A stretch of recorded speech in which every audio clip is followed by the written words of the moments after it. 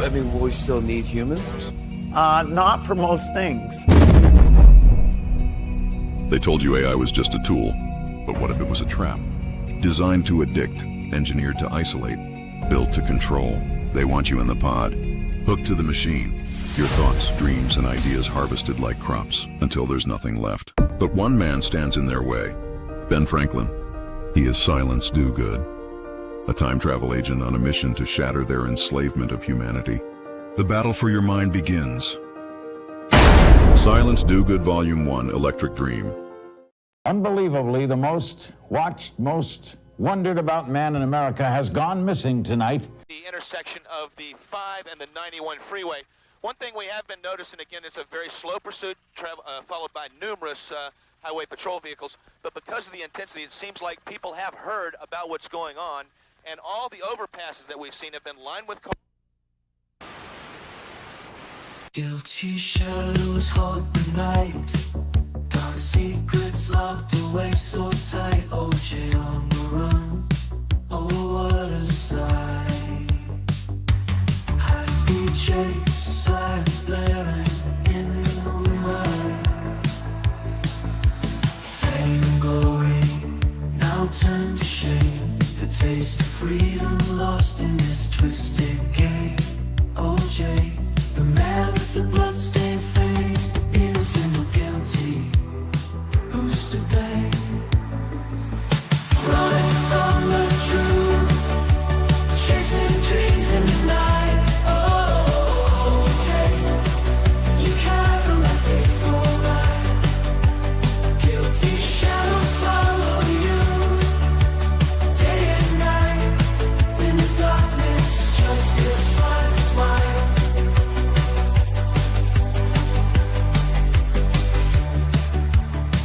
One of our LA affiliates. Police believe that O.J. Simpson is in that car. Okay. Police believe he is in that vehicle. 911, what are you reporting? This is AC. I have O.J. in the car. Fame and glory now turn to shame. The taste of freedom lost in this twisted game. O.J., the man with the bloodstained fame. Innocent or guilty, who's to blame? Running from the truth, chasing dreams in the night. Oh, Jay, you cry from that fateful light. Guilty shadows follow you, day and night. In the darkness, justice finds its light. Did you know Benjamin Franklin once electrocuted a turkey on purpose and then ate it? Franklin was obsessed with electricity and conducted all sorts of experiments. In the 1740s, he wanted to see if he could kill a turkey with electricity and make it more tender to eat. He set up an experiment where he shocked a turkey with high-voltage electricity, and it worked. The bird was cooked. But the real kicker, Franklin accidentally electrocuted himself in the process. He described the shock as a universal blow that left him numb, confused, and temporarily blind. After recovering, he joked that his own near-fatal experience made him respect electricity even more. Despite the mishap, Franklin continued his electrical experiments and even coined terms we still use today, like battery, conductor, and charge. So next time you see a turkey on Thanksgiving, just remember Benjamin Franklin might have been the first person to attempt electric cooking. If you like this historical story, you might like a fictional story about America's prolific founding father, Ben Franklin, in the graphic novel Silence Do-Good, about a young Ben Franklin who travels through time to save humanity from an artificial intelligence that has enslaved humanity. Pre-order now on Indiegogo.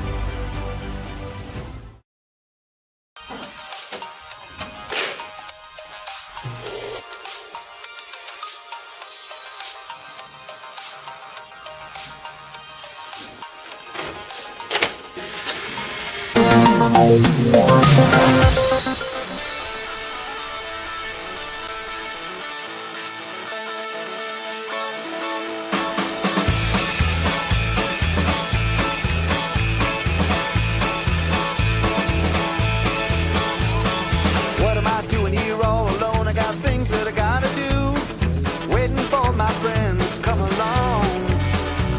What's up, everybody? Welcome to the Salty and Savage Show for an exciting Salty and Savage Show Tuesday. I don't even want to do introductions. I just want to bring our guest in because we have a special guest, Dr. TIL.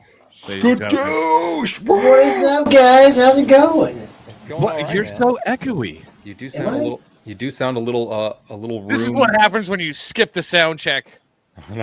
Echoing. You do sound a I don't little. hear It sounds like we're not getting your main microphone. It sounds like you got Yeah. a microphone coming from. Hold on, like, let me double check here. He's so echoey.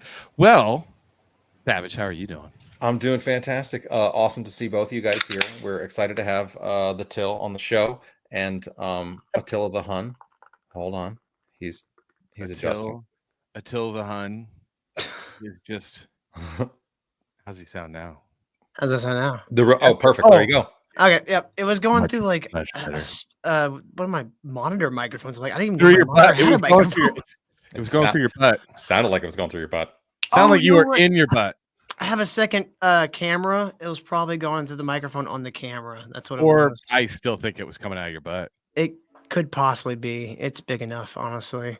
It's What up, big low enough. watermark? What's up? Hey, we got a lot of new people in the chat. Hey, think about hitting that subscribe button because we could use the support. Thank you for being here. And we have a fun show where there's a lot going on. Good There's so much going God, on. there's a lot going on. There is, and we're probably not going to cover it all, but we're going to try to scoop through a bunch of Look at that random hat. It's Taco Tuesday at the Savage household. Taco Tuesday with my Serape Bill. I'm keeping it muy auténtico. Yeah, it was Cinco de Mayo yesterday. Did you do anything for Cinco de Mayo? I had some tacos. Nice. Other than that, I worked. Yeah, because it was Monday and it was a normal day. 'Cause it was a normal Pretty day. much. Yeah, it was straight a normal day. But I mean, I can really do any excuse to have tacos. I mean, come on. Well, I mean, yes, because tacos, I will anytime, any day of I the mean, week. do you need an excuse, really? Tacos in the morning, tacos in the evening, tacos at supper time. Yeah, I grew up in East Texas. Tacos was like as common as burgers. You know? Yeah, it's just it's the Well, yeah. best. So, and sometimes when you go to places like Del Taco, you get Burgers tacos and and tacos. burgers, Mm. tacos and burgers and tacos, because why not? Because why not? So we're on the topic of food real quick. Do you guys do either of you guys use chocolate syrup? This is a random question. Do you use chocolate syrup in the chat? One's in the chat if you use chocolate syrup, like on ice cream or in like in chocolate milk at home. Like, do you have a Hershey's chocolate syrup container? Do you use that? It's Hershey's- rare for me. It's rare. Hershey's chocolate syrup. Have you ever used Hershey's chocolate syrup? To make Yeah, it's like been a long chocolate- time though. Yeah, it's good Okay. stuff. I'm still a child, so it's fine. I'm just saying. No, man, I use Nesquik, bro. There's one Mm. you use. Okay, you're a powder. Yeah, I Yeah. You ever Nesquik. powder some ice cream with Nesquik? No, that sounds Dude, like a my good dad used to do idea. that growing up. Oh, so good. Nice. Powder its little bottom with some Nesquik. Yeah, because like as it starts melting, it starts mixing in. It starts off as like just like kind of like a little powdery topping on top of the ice cream, and then it turns into yeah. chocolate ice cream. I like that. Yeah. Well, here's the thing: is so I have always just so that it's so that the viscosity is much better for mixing and usage. I've always just had my Hershey's chocolate syrup in the cabinet, like for years, as far as I can remember, and not like maybe like 2 months ago, my lady says to me, she's like, isn't that supposed to go in the refrigerator? Yeah, like, it's supposed to go in the either or. refrigerator. And I'm like, I don't think it is. And she's like, you should probably look. You should probably look at that. Just and so I'm like, okay, sure, whatever. And sure enough, it's like, refrigerate after opening. So I'm like, okay, so for years have I been am I like immune now to this possible like chocolate bacteria? Because No, I've there's just enough been chemicals in there. I It's figure nothing's gonna grow. there's enough, right? Like, am Yeah. I have I just taken months and years off my life by eating shelf Hershey's syrup? No, I don't trust anything they tell you from the FDA or whatever. Yeah, the It's all FDA bullshit. they also said that, like, I don't trust the that. FDA used to tell you to eat like grains and breads and pastas as like your Mhm. foundational for your food, and don't eat meat. So, and they said that steak is less healthy than sugary cereal. So at the FDA, they're liars. They have said they have fibbed a bit. They fibbed a bit. But did you we missed May Dude. the 4th be with you, right? You know what? Oh my god. We have to talk about the fact that May the 4th be with you. That is And so- this amazing X post, I almost said tweet, X post. That's one of the on most X. ridiculous things I've ever seen. And did you see Planned Parenthood's response to this? Planned Parenthood's response? Like, okay. Yeah, Planned Parenthood had a response. Have you seen it, Dr. Till? No, I haven't seen that. I know a lot of people have were kvetching over it. Here was Planned Parenthood's response. Oh. Okay, all right, I'll give them one. That was funny. All right. Okay, so yeah, they were like, Dude. hey, Wow. yeah, Wow. so Wow. That's Special. pretty good. That's pretty good. It's pretty special. Also big props to Dr. Till. Your new studio looks Oh, you like it? amazing. You Dude, like it? it Yeah. looks Yeah, fantastic. what's up with that? It's Season like 4. Season 4 has got a Yeah. new backdrop. It's like very. I love the fact that it's like evoking the 1970s Carson, the Tonight Yeah. Show. I just like it because it had a very retro feel to it. I hate the way new things look. I hate the modern looking things. Like I know it makes me kind of a hipster to be like, oh, I like mid-century stuff, but I really do like mid-century. Yeah. They had nice curves on things. Like Yeah. I know Or that Curves TV's where they retarded. should be curves and straight things where And they should be lines straight. where it should be like parallels where what? it should be parallel. You're gonna like our top 5 tonight. I Oh, think. yes. I think I you're gonna think- like our top 5s. We have Okay. 2 top 5s for you, by the way. Okay. 2 top 5s for you because you're such a special guest. We've got the top 5 of top 5s. I'm hoping one day I can actually build a set like this, and I would put like a one of those big ass TV screens behind it, so that just the skyline's projected. Are you So saying as the seasons that's change, not real? I could add like leaves falling or like snow falling outside Yeah. the window. Yeah. But I Like want it. an actual like 3. I would want for my set. I would want the city to actually be like constructed, like on the Conan Like a O'Brien show. miniature city in the background. That'd be pretty cool. You'd need like Yeah. a big like warehouse for that though. So Just like, like- I would do like jokes where I would go outside the window and be like, oh, I'm stuck outside this. Like help me. Like I'd be fucking around back there all the time. I would want actually. You know what I would love in a perfect world? My show set would be Perry Mason's office. And I would just do the show from the desk of Perry Mason's office with fake Los Angeles in the background. Yeah. Sorry. Mine would be the set of Night Court. The set of Night Court Mhm. inside the courthouse. In the courthouse. I'm Harry. Yeah, but I figured the new hip thing with like podcasters and stuff is to have a skyline behind you, like it's an Yeah. old like news show or something. So I was like, I'll go with something that's a little different. Got some of the retro feel I like in my my aesthetic, and I dig it, nice- man. Yeah, it looks fantastic. I absolutely love it. We need a little more of this in our Reach life. out and touch it. We're still trying to we're still trying to church this place up with a couple of colored lights. I don't So, even know. I don't even know what we're doing. I mean, honestly, I don't ever know what we're doing. I don't ever know what we're doing. I don't even know what we're talking about. What are we talking about tonight? Oh, Dude? we were Well, I mean, the about- thumbnail shows you guys wanted to talk about Thunderbolts. Did you guys watch it? No. No, you haven't seen. I've seen it. Oh, tell us, is it any good? I didn't hate it. Okay, Oh, he didn't hate it. He didn't hate it, folks. Because I feel like the griftosphere, and I say griftosphere, like the conservative, conservative YouTube that love to just be like, everything's woke and everything's crap. I hate Disney. I feel like they're hating on it and they haven't even watched it yet. I mean, I know the numbers aren't necessarily the greatest. But yeah, so you saw it and you don't. Actually, as far as like money goes, like it did pretty good on its opening weekend. It almost made back its production budget. Yeah, it did all right. Yeah, it's not doing gangbusters, it's- but it's doing better than other shit that's out in the theaters right now. It's certainly not the new Avengers. The opening weekends and takes from those titles are very different. Well, the night I saw it, literally the next morning was when they put out the press release of like Florence Pugh ripping the thing, which I don't get why people like Florence Pugh. I think she's a boring actress. She's not terrible in this movie, but she's kind of dull and she's really dull to look at. I've never seen her in anything. She was from Midsummer. That was her big like breakout role. And I hate that Midsummer.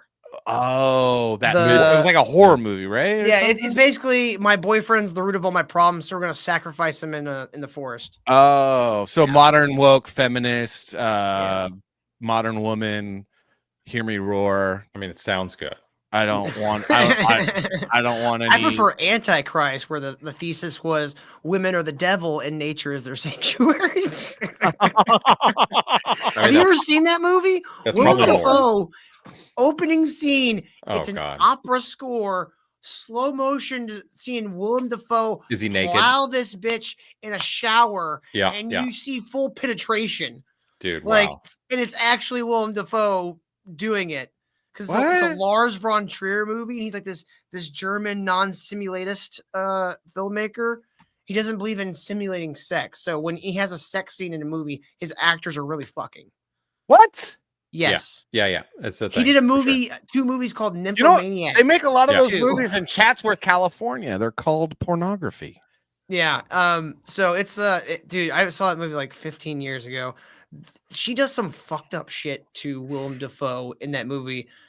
One point, I'll keep it very PG, but she drills a hole. She knocks him out with a block of wood, drills a hole through his leg with like a hand drill, and then attaches the grind wheel of a grinder. So he has like this big, like heavy stone attached to his leg. And then she takes the block of wood and crushes his manhood.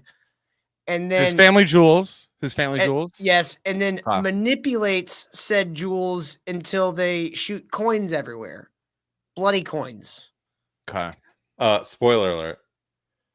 Bloody coins. And that's the new name of our show. It's Bloody Coins. Salty and Savage. Yeah. Wow. Bloody Coins with Salty and Savage show. All right. What we're gonna call It's this one of those from movies now on. where you just, for most of it, you're just going, What? you're like just struck in like awe and fear, like, please stop. Please stop doing that. Please stop. Dude, it's a hard movie to watch. Only saw it the once. That's all I needed. Oh. No, Okay. I'm good. I think I'm just from what you've told me. I'm good. I don't need to see it. I'm Dude, German cinema is hard to watch sometimes. Well, I mean, I don't know anything good other than BMW, and that's not even Germany. That's Bavaria. So it's a I real really place. like Till Schweiger as a filmmaker from Germany. He's like a film director, actor. He was a Hugo Stiglitz in Inglourious Bastards. He does like a lot of like comedy, like kind of stuff. Wait, who? You know Inglourious Bastards, the Tarantino movie, right? Yes. The SS guy that was killing other Nazis. Wait, I know. What's his name? Till Schweiger. Is that his name? Well, he was also in the one with Jamie Foxx. What's it called?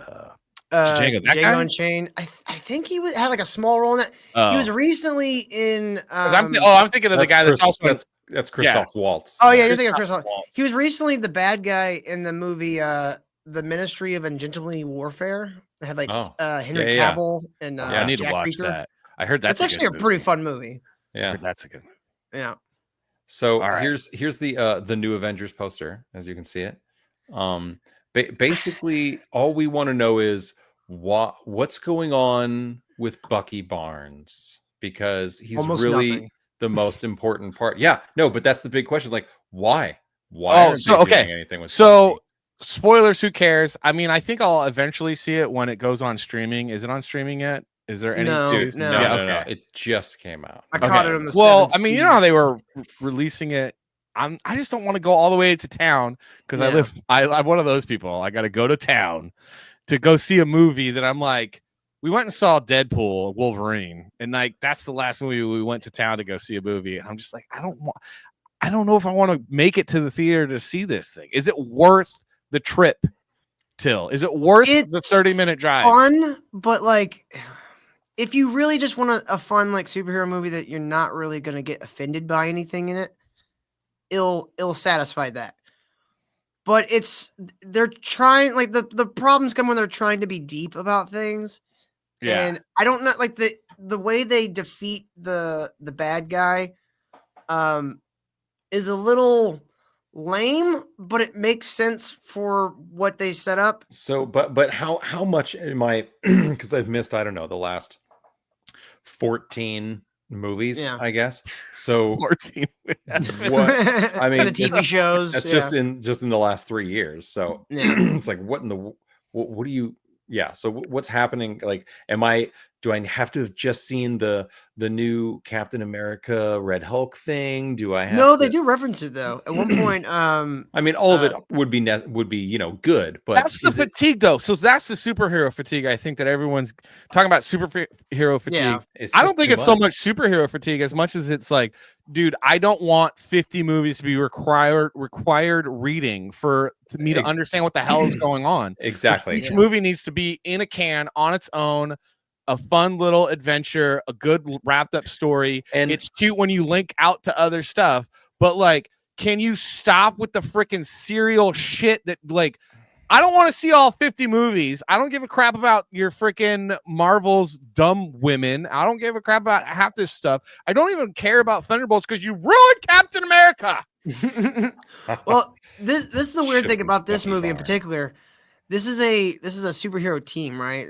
The whole reason why they did the marketing change is because at the end of the movie, rather than getting murdered by Yelena, Julie Dreyfus or whatever, literally pulls them out in front of the media and goes, "These are the new Avengers, guys," and they're all just like, "Oh, okay."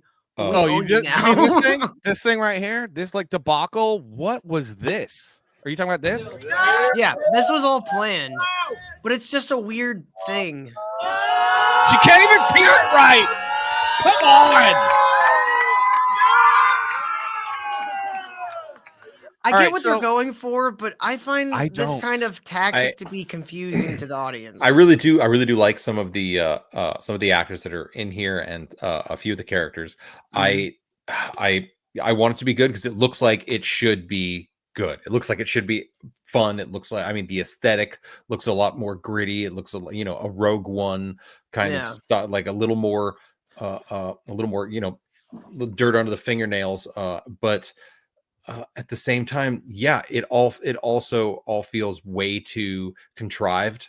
And but like, doing this to the audience is like, it's like, oh hey, we were gonna like sell merchandise and everything like that. Like, oh hey, Thunderbolts, but nope, never mind. We've changed all the marketing and everything. Like, you're like, well, wait, it's a what? stupid. So here's my thing. Okay, it's dumb for the brand, so but for everyone new to the show. I used to be a creative director in entertainment advertising. I did a lot of marketing stunts. We did a bunch of stuff.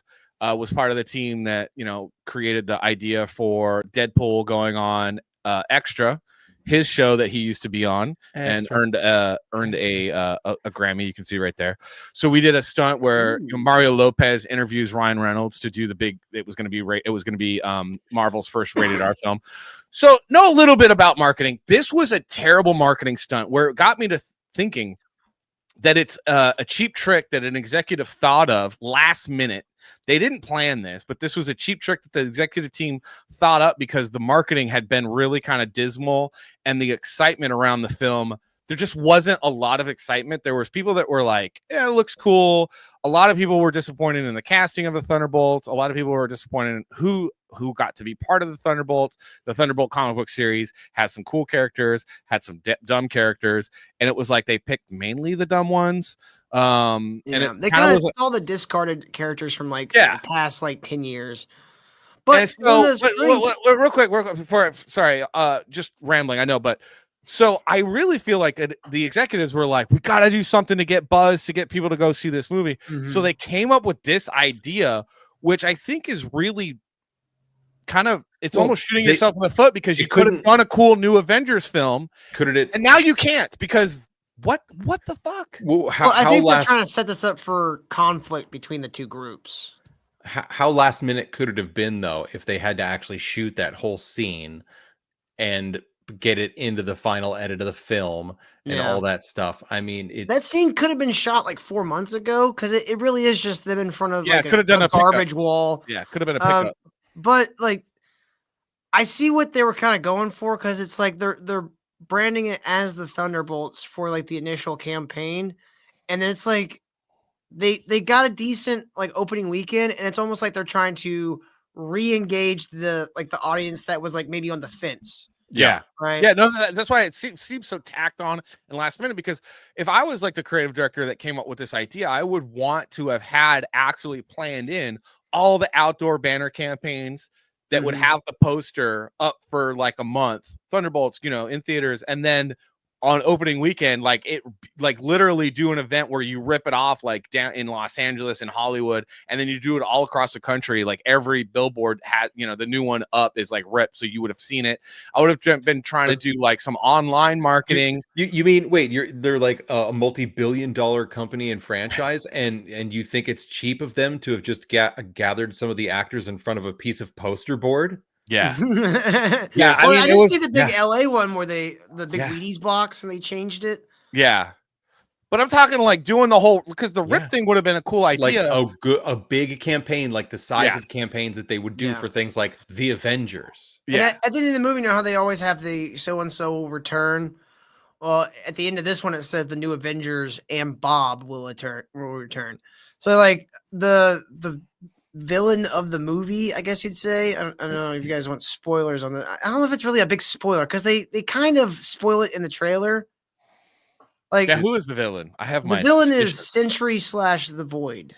Oh gosh, so he's actually one of the highlights of the movie, and he's played by Bill Pullman's son.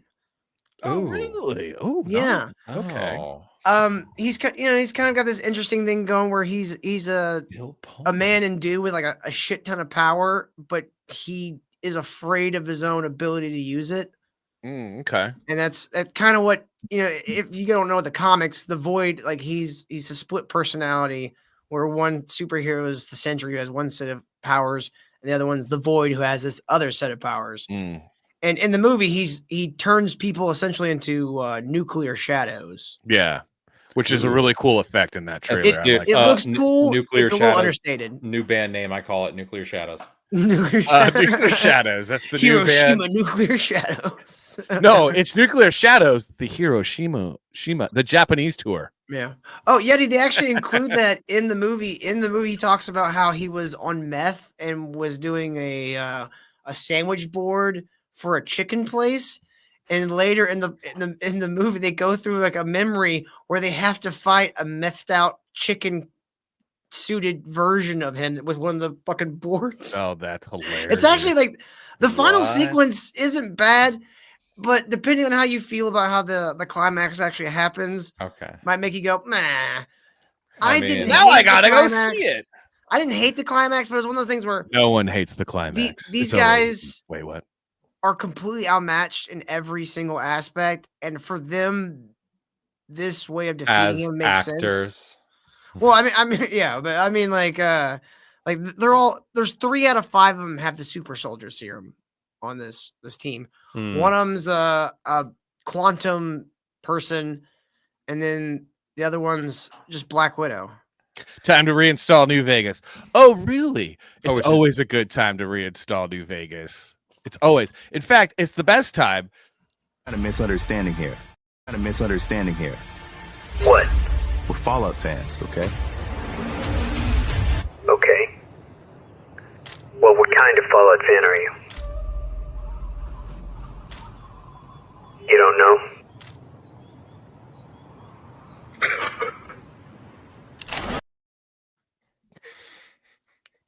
The best time is to install A Tale of Two Wastelands. A Tale of Two. But here's my thing, Till.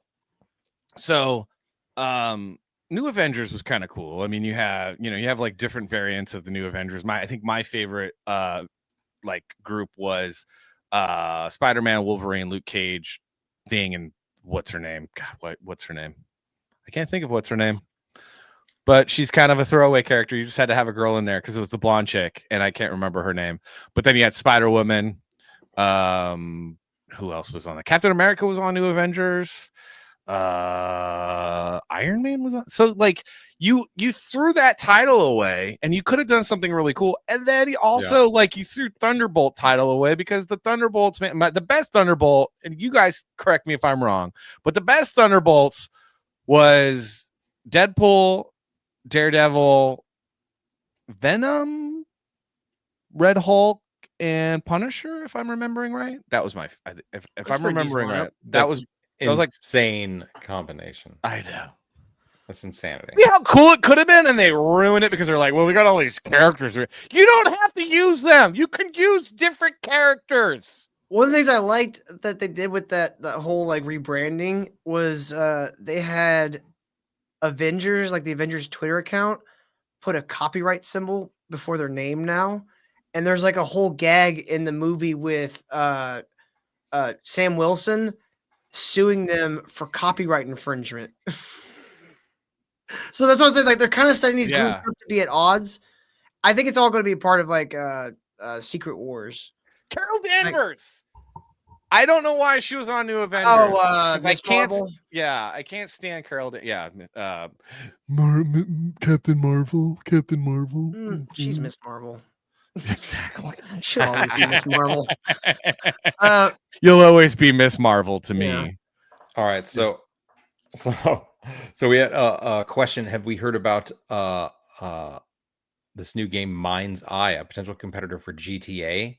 This, if you guys heard this, Mind's Eye. Have you seen the trailer? There's a new game apparently. Mind's Eye. Well, we have the new Grand Theft Auto trailer. There's a brand new Grand Theft Auto trailer that just dropped. Okay, can we watch it? We're gonna watch it right now. Right now. Right now. It's coming right now. You're all welcome. Here we go. We're gonna see what happens. Hold on. We got to make sure that we have our fair use up there, because this is fair use, because that's what we do here. Oh, as you can see, there's seagulls. All right, here we go. Did you guys play 5? What you doing? No. No, I haven't played GTA since Vice City. you guys both. I spent played a lot of time in LA. I think both of y'all grew up in LA. It is insanely close for what it is. it's really amazing. No, I play GTA Online every now and then. When I get a chance, I pick Especially it up. like downtown. It's But yeah, pretty close. the downtown area, like when I turn on the street, I'm like, oh, I'm on Sunset, or now I'm on Hollywood, or now I'm on Fountain, or now there's a bunch of streets that are just, I know exactly where I'm at when I'm cruising around. What's crazy though is that it's also so easy to get confused in some of the little areas in downtown, because they're just like they're copies of another corner that's just over here. You're like, wait a minute, how do I know exactly where I'm at over here, but I have no idea where I'm at over here? Yeah, I'd say it's like 85% accurate. Like the further from downtown you go, the less accurate it becomes. But like overall, it's pretty. And this is supposed to be like even more so for like Miami. Santa Monica and Venice Beach are pretty spot on. Venice Beach is spot on for sure. But where Santa Clarita is supposed to be, there's just like a desert town. It's like almost like a Mojave town or something. Yeah. They kind of like mashed up, Yeah, kind of I get why they California did there. that. But here, he drives a Ford Raptor, of course. I think they even have Tampa included in with the maps on this. This is the state is called like Lafelio or something like that. It has an interesting name. The area you're in. They don't call it Florida, but all right, let's watch just a little bit of it this anyway. What you doing up there? I'm just fixing some leaks. Seriously, dude, you got some time on your hands. I got some properties with paying tenants. Well, that's why you came by? Just that's go what's get his me my name. checks. Who is it? The guy from See you, Brian. Red Stippler. Oh, I forgot his name. Love you, Jason. It looks like the donut operator. Whoa, he just smacked it. Oh, there it is. Leonida. That's where they're at. Oh, okay, yeah. Where the heck is that? What's It's it It's supposed a to made be? up state. It's supposed to be Florida. Yeah, it's supposed to be Florida. Okay. GTA Florida.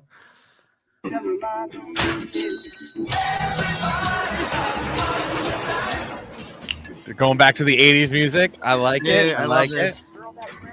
I don't really play video games, but I might have to get this one just because how cool it looks. Damn, it looks so good.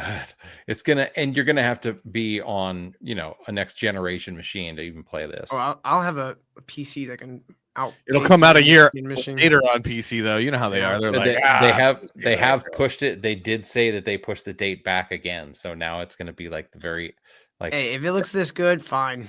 The end of. But what's also crazy, so it has taken them longer and it's cost more money for them to develop this game than it cost or took to build the Burj Khalifa, the largest building in the history of man. Like, God, it's absolutely insane the effort that they have gone through to do this. It also feels like a total dick move. I'm just saying. It's a total dick move. It's a total dick move. I'm here for Lucia Caminos. She's supposed to be getting out. What's your name? Jason Duvall. I've seen you here before. You might have. Yeah, Robert Duvall's nephew. Maybe you've seen him. He's in a bunch of great movies. Maybe Open Range with Costner. It's fantastic.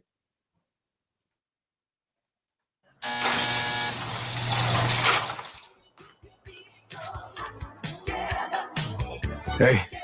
Hey. So Oh, and then they bone. Why do they do sex scenes in video? Like seriously, just go outside and get laid, guys. People love sex. I know, but sex beginning. is like comic books. It's better to have it in your hand than looking at it on a screen. I'm just saying. It's weird. Well, the reason why they put sex in movies is because couples like it because it gets them aroused, and so after the movie they go have sex. So like it's kind of like a cyclical cycle, and this is an extension of that, I'd say. Or people just like watching people fuck. I just like for me, I'm like playing a game and I'm sitting there on the couch with my wife, and then she's like, "What's?" I'm like, "I don't know what's that's." It's super awkward. It is super awkward. Oh, I'm just gonna have some sex with this character in this game and do things. The best is when you're playing San Andreas or something, and you get the hooker in the car, and basically the car just rocks. Yeah, you could get real close with the camera, and they're just sitting there in the back seat. It's fucking hilarious, and that's all you need. It's implied. Yeah, but as far as sex scenes in media go, my rule of thumb, at least for myself, would be that if it doesn't in any way move the plot forward or add to the character in some meaningful way, then it's gratuitous and unnecessary. Now, depending on the genre, if you're doing like a genre film, like a grindhouse type movie, that's part of the that's like format. that. So it really just depends on what you're doing. You know what I mean? Here's the thing: it's like we need to not make young men that play video games even more awkward around women, even though women nowadays are kind of terrible. They're kind of terrible, so I don't blame them. Although women stay keeping terrible, and they're gonna rather have relations with video game characters and soon to be AI robots because, good lord, women are terrible right now. Oh my god, they're drinking Modelo Especial. This is super important. Watch this. You break the news. Oh, there's a song, so we got to pause it every now and then. Trust me, this place is just the start for us. Ring the bells! Shots, ready! only thing that Was that Horatio Sands? Was it? If he's in this, that'd be so great. matters is who you know and what you got. Gonna do this. We're doing it right. Yo, so here's my I told thing. my though, audience when we watched this, I was like, why the don't- way you know how good their graphics are is how mad your girlfriend gets when you play it. Right. Not mad. Graphics Yeah. are Oh obviously god, I terrible. got a frying pan thrown in my head. These graphics are amazing. Like the original Tomb Raider or something. Like, I'm good. Yeah, dude. So the other thing that for me playing a video game, here's my problem. I don't want to play your character. I don't want to watch a movie, man. Like I feel like this is like a really long, seriously long interactive movie, and I'm like, I want to. No, man. Like, how about I don't play your character? I play my character in the sandbox that you've created. Okay, That's what I feel like. I felt like even though it was a structured story, Red Dead Redemption 2 gave you so much time and ability to just go around and do other stuff, and you really felt like you could develop yourself and your character, and it felt like your own. You weren't necessarily, but you're still playing that character. You are still playing. I don't want to play your character. Don't tell me what to do. I personally have always been on the opposite in that spectrum. Like, I know people love RPGs. I can't do them. It's too much time.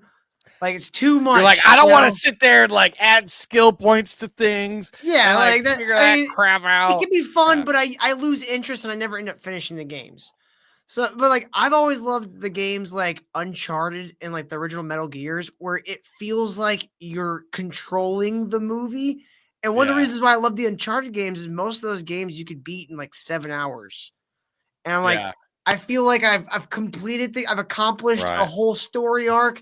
I've had some great set pieces and stuff. I feel like I've got my money's worth, and I didn't waste 3 weeks of my life. You're not like Marcel the Magos here, where he likes both games and he's the New Vegas fan, because it's like I've been milking Skyrim from almost 20 years now. Like how long is that game? 15 years. I've been milking that game, mods and everything. I don't care. Just like Rockstar's been milking GTA 5 since like 2012. But it's like I hear what you're saying. A lot of people just like want to play a game for a little bit and then move on. Like for me, I'm like, I can't get into a game unless I can get lost in the game for a solid like 20 years. I played Skyrim, Salty, and I never got out of the jail cell. Oh. I couldn't figure out how to get out. I couldn't. It took me a while too. I was like, all right, I'm done with this game. Oh yeah, dude. But I'm also the guy that played Gears of War, and I literally got to the end of the train at the very end, and I was like, fuck this game, and I went and sold my Xbox. I was like, I don't care. I don't. And then for the next 20 years, they would make high action video game trailers with slow melodic covers from the 80s. Every time, haunting. Every covers. All right, time. Let's get a little more of this. Yo, D, this fool's a fed, yo. D, this fool of fed? They got your name, address, they got everything. Us cops, we gotta protect each other. So hot, and this is definitely gonna get picked up if we get hit. You and me, bro. You got this.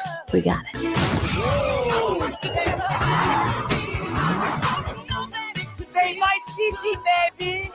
Vice City, baby. Okay, so it is back in Vice City. Yeah, Vice City was one of my favorite games. Vice City was so fun. One of the cool things is Ray Liotta.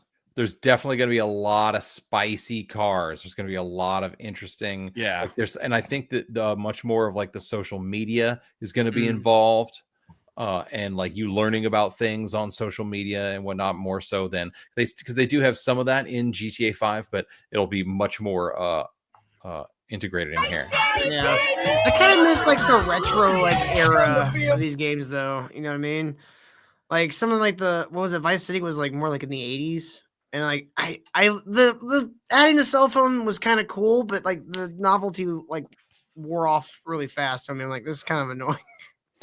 I love you see the ad for that's the guy that you always go in when you go to the Phil's gun shop or whatever. Like he's in so much better detail and he looks like an actual human being instead of like he normally does. I think this game will be as free as Red Dead. You know what? That'll be cool. That'll be cool. I might have to check it out. Let's see. Hey. Oh, dude, you go in the Everglades? Oh, I'm so in. This might make me have to play video games again. I rarely ever play any. Hey, if you got friends, can you hook me up, please?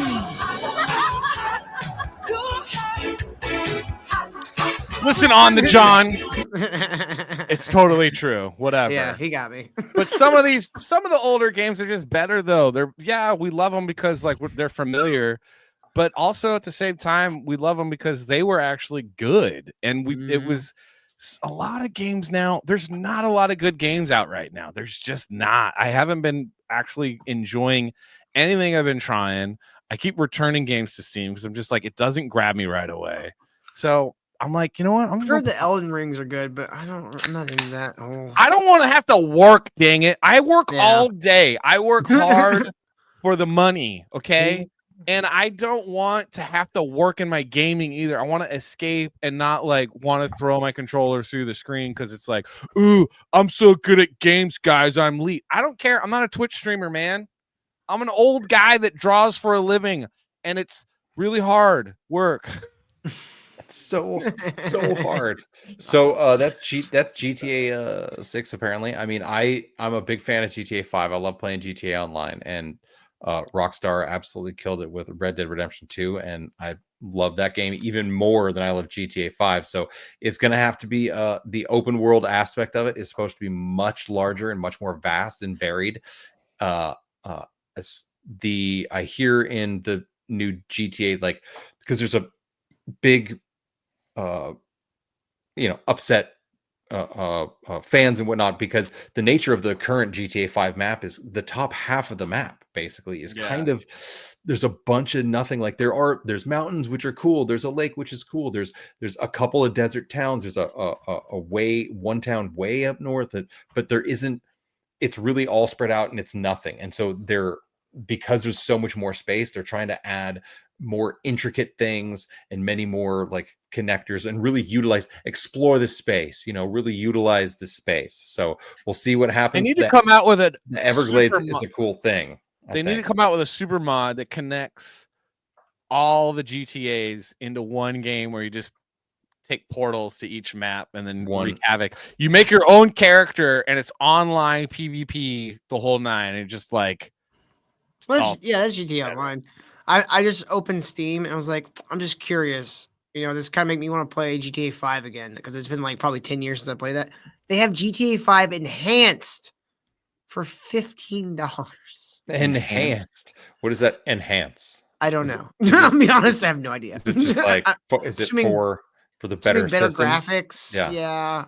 Updated. Oh my gosh, we've blown past the half-hour mark. We haven't even gotten to our top 5 yet, and we still haven't talked about anything other than video games and new Avengers. Look at how the time flies with Dr. Till. Look at how it flies. That's all right. We got there's plenty. What do we want to get to? We want to get to look at my anaconda don't want wait. No, that's not what you're talking about. Oh, okay. Oh, sorry. Still staying slightly on video games. This is either interesting or not interesting at all. One of the most classic video game characters of all time is getting his own cookbook. What? Exactly. The most. Get ready, guys, for the most retarded thing. It's this week.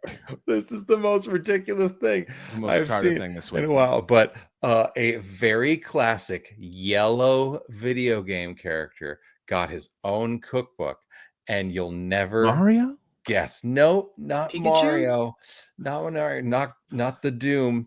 It's Uncapped got it right. Uncapped got it. Yep.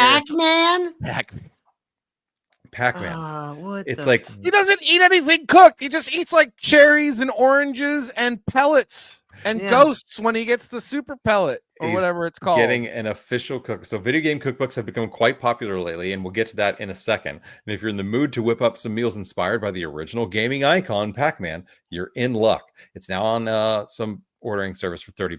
But basically, it's 160 pages of recipes featuring over 60 dishes based on the Pac-Man series, ranging from Inky's wings to Pac mac and cheese. Each recipe is presented with step-by-step instructions, full color photography to guide you through the dishes preparation. So yeah, dude, seriously. But what this is? You know what this is? You know what this is? This is the FDA and the big elites scheme to get us to eat the bugs. That's what's going on. Eat the bugs. Don't you do it. That's what this is. This is getting us to try to eat the bugs. They're trying to get the younger generations to accept the bugs and eat them. That's what this is. Chomp, chomp, chomp. So it mentioned, it was like, video game cookbooks had become a thing. And I was like, That's what? so weird. They have? Yeah, apparently they have. So we got Pokemon cookbook. We got the Elder Scrolls. The Elder Scrolls makes sense because you have all types of foods in the Elder Scrolls where you're like, I would like a sweet roll. Animal Crossing, Magic the Gathering. There are some really interesting ones. Tomb Raider. We got the. I've never played Tomb Raider. The official Tomb Raider. I How about the either. Halo? This is and Salty's. I played the remakes, the reimaginings with like the little skinny girl. That one was it was all right. I only played the first one. It was all right. I'm a sexist, so I don't play video games with female characters. This is definitely doing it. Salty's favorite is Fallout. The Vault. Official. I want to get this one. I have a birthday coming up. There's World of Warcraft. You can eat like an orc or something. Oh, yeah, World of Warcraft. There's lots of food in World of Warcraft. Yeah, that makes sense. So it's like the role-playing games, those make sense. Street Fighter, that makes no sense. The official street food cookbook, over 80 recipes based on the legendary fighting game franchise. Okay, so we got some what is this? Rolling Thunder. What is this? Is this a tea? Dumb. This is dumb. Oh, it's an everything bagel. Wait. It's a recipe for an everything bagel? This is also dumb. What does Guile have to do with an everything bagel? Is Guile Jewish? Dude, it's where there's not a Metal Gear Solid 3 Snake Eater. How did you guys just walk on that joke and not pause? Good God. This is supposed to be a comedy show, and you're walking all over my jokes. It is a comedy show when we let you talk, that's for sure. The Snake Eater cookbook. Yes, that'd be perfect. Why is Guile's thing an everything bagel? I didn't know Guile was I don't Jewish. know. Street Fighter, do you use the chicken you found in an alley? Right? His name's Guile, not Kvetch, so yeah. Kvetch. Oy vey. He's gonna put some locks on his bagel, get some capers. It's like, Guile from Street Fighter, not a Jew. But guess who is? Hall of Famer Rod Carew. Seriously, I just don't understand why Guile's thing in the cookbook is an everything bagel. That doesn't make sense to me. I don't know. Well, it didn't have locks. It didn't have locks on it, so you're good. Yeah, but it's an everything bagel. I mean, come on, I don't know. I don't understand. And it didn't. It just had like his image. It didn't say like, oh, it was Guile's everything bagel. I don't think so. Should be like a cheeseburger. He's like America. He's American soldier. Should be like a cheeseburger. Either way, I mean, the video game cookbook market is a super odd market to even exist. And the fact that they're selling these things for $30-$35 a pop, like, geez, I mean, they're just printing money basically. Listen, this is a family show, Michael. Keep your thoughts to yourself. Oh my dear Lord. I was going to make a Chun-Li joke earlier when we got to that Street Fighter thing, but I held off. Chun-Li's roasted thighs. Wait, roasted chicken thighs. Exactly. They're like, wait a minute. So you don't have to be quiet. I was just kidding about my joke. Turkey legs. Sorry, I was reading about GTA 5. I was like, now he's like, shit. Now I'm all super right. interested. Before we get to the top 5 guys, we got 2 special top 5s. There is some major news coming out of Pakistan, India. That's the same place. No, we were talking about Pac-Man, not Pakistan. Oh shit! Major news is happening. Oh my gosh!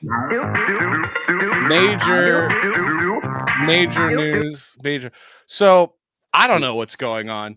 There's been a lot, but that brings up an interesting question. So, like, Till, tell me if I'm wrong. So you got Ukraine, Russia. Israel, Gaza, and now Pakistan, India. And Mhm. I think it's time the United States step up and do something.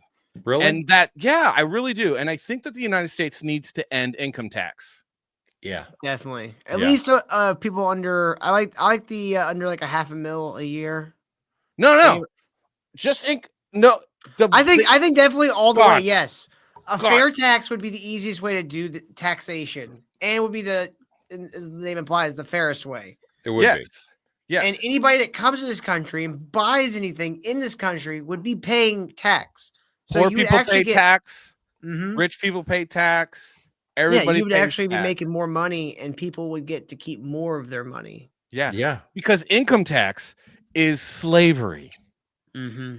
And if you want to buy the shirt, there'll be a link in the chat later sometime when the Baron finds it on our store. We have a Make American 80s Again shirt, and we have income tax is slavery shirt, because income tax, they say taxation is theft. I say income tax is slavery. And I say your tax return is essentially the inward pass. What? Is it really? Yeah. You're a slave because you're paying income taxes. That's your proof. You get to say the N word. So you can just say it then? Yeah. Oh, I don't know. It makes you black. It sounds a little thin to me. Well, you know what would be nice is if saying that word wasn't worse than murdering white people. I'm just gonna say, why world are you making it? The world is so crazy that Matt Walsh is saying sensible things that I agree with, and I don't like the world that I'm living in when I agree with Matt Walsh. I can't believe that, dude. So I do have to admit that the new income tax is slavery shirt is just absolute gangbusters. If you haven't seen it, It's very simple. It's very simple. I feel like you could now make a companion shirt that says "Paying income tax makes you black." I don't think that that's advisable. As your non-lawyer, Let's kill all the fun. As your non-lawyer, I would advise you, as not your lawyer, not to do that. I don't know. Nick Arcade told me it was okay. It's as you're not lawyer, I would advise you. There was no. I mean, because I have, but I mean, like, I have black friends. Like, wait, what? Well, with that shirt, you are their black friends. You are now technically a black friend. But we're all black together. This shirt lets you know that if you pay income tax, you are a slave. You are slave. You are a slave. Income tax is slavery. I don't know. I feel like we could make it. I don't know. It's simple. It's simple. It's understated. It's. I don't know. I think we could make this one of the biggest, baddest shirts in the U.S. Yeah, everyone should buy one and wear one. But we are coming up on our hour. So can I show? Let me show everybody before we do, and then we'll do. I guess we could do the top 5.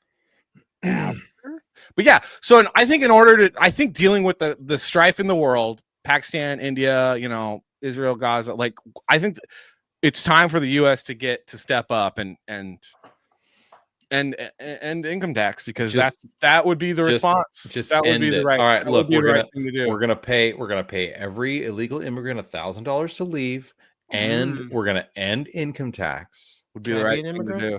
And can I be an immigrant? You're the right thing to do. You're gonna have people who aren't illegal immigrants like signing up just to get some money. But for everybody watching, we're just gonna take like a little 2-minute break, show you a video, so that Dr. Till, myself, and Savage can relieve ourselves, because go make our big boy tinkles. But I do have a comic book for those that don't know. I have a comic book, and it is an awesome comic book. It is a comic book about one of our founding fathers, Benjamin Franklin, as a teenager traveling through time and fighting robots and lasers and things like that. And you should check it out. It's really good. It's 78 pages, full color. It's dope, guys. Dude, so close to 10K. You're right there. So close. So close. We have a 10K. We have a 10K stretch goal, and we're really close. We're less than 300 away. Let's see here. What's our stretch goals? So a little lower. See, juicy booties, everything. So at 10K, we will the regular edition cover, which is this cover right here, will become foil, and it looks dope. Foil. Oh dude, good. I want one. It looks so cool. So if you get that regular edition, it'll be and right when we hit 10K, that switches over to $33. So if you miss out, you snooze, you lose. Too bad for you. And then Get in. Let's play. You want to play the trailer? We'll take a break real quick. Which the yeah, let's get a You can play both back to back. Play both back to back. play both Play back. both All right, back to back. Not back to front. Don't ever wipe that way, guys. Play them in Don't ever reverse. wipe. Play them in reverse. Don't do it. Don't do that. Confuse everyone. All right, so we're gonna so check out Sounds Too Good, and we'll be back, and we'll see you guys in 2 and 2.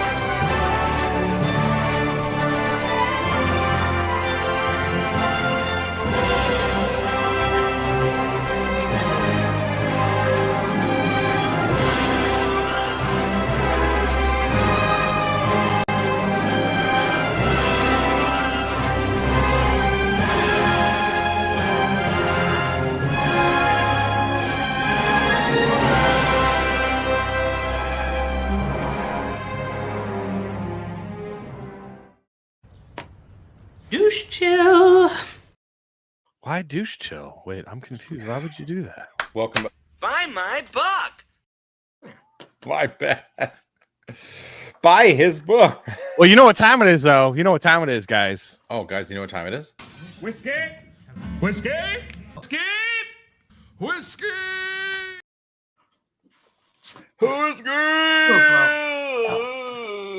Whiskey time. You guys caught me playing with my dog. Oh, man. People are saying refresh. Oh, so let's refresh. Hold on. Let's share the screen before. Oh, no way. Let's do refresh. All right, let's see. No way. Shows were fine on my end. No way that just happened. Oh, yeah, boy! Oh, shit! I don't think you Oh, can hear that, but I just put off an air horn for you. I don't know if you heard that, but I just farted. So, So that means that the regular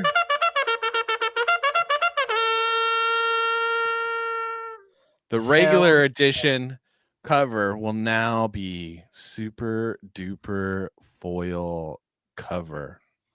I'm about to order a second one now. So, yeah. No. So if you order the regular edition cover, it will come as foil. sweet. Dude. How do I go back? What do I do? What am I doing? All right, I got you. I got you, buddy. How do I go? I was Where do I lost in go? your eyes there, What did I Salty. do? So, yeah, Where do I- like I don't know how to produce a damn show. You freaking Emmy Award winning producer of Extra. Hey, man, you're the one that stole the Good spotlight. Lord. No, I'm just kidding. Hell yeah! Yeah. So everyone that ordered the regular edition at $25 will get the regular edition at as a foil. They'll get this one. It will come foil, and then if you didn't get it, you now have to pay $33 for it. So, listen. Stop trying to ruin the magic of the show, Chris Bacon. No way, man. Oh. Man, we had a moment. Oh man. Way to ruin. Thanks. I was trying to do the Shane Davis thing, man. Thanks, Kevin Good Bacon. Lord. Kevin Bacon coming in, being don't like, by the way, thank you, Chris Bacon, for he's the one that we put us over the edge. So yeah. But real quick, last thing. Okay, so last thing. Oh, add to the stage real quick. So just going over. So we got the foil cover there. We got a Dan Lawless cover. If you don't know who Dan Lawless is, a really good comic book artist. Eric Weathers, another great indie comic creator. Another Sean Salter, that's me, variant. Have you heard of him? Yeah, you might have. There you are, Sean Salter. We got a T-shirt, all 4 covers, or get it all. So you can get all 3 issues. You get the graphic novel, which is all 3 issues in one book with new pages, new letters, new updated art. It's got like new 4 additional pages, and then I was gonna say it needs some new pages. I was just reading.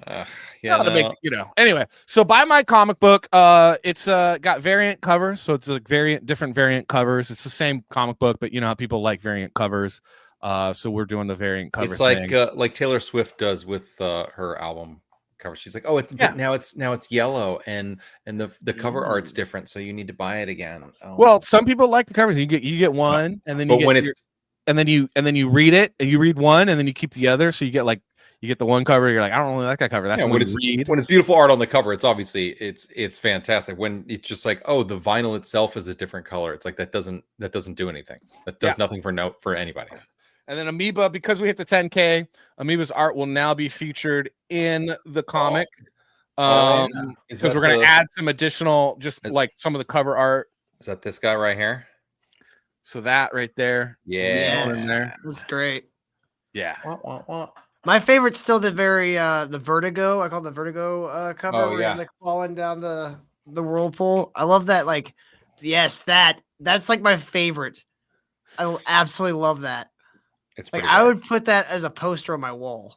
It would look. It would be Maybe we should. Solid. Yeah, oh, dude, I should sell posters. You should sell. Why are you not selling posters? We should have a T-shirt that's just this. You know what you need to do, Till? You need to get off your ass, drive from Arkansas to Chattanooga for the Chattanooga Comic Con. Damn it, Chattanooga Comic Con. It's in September. It's a Comic Con. Come on, Yeah, make it happen.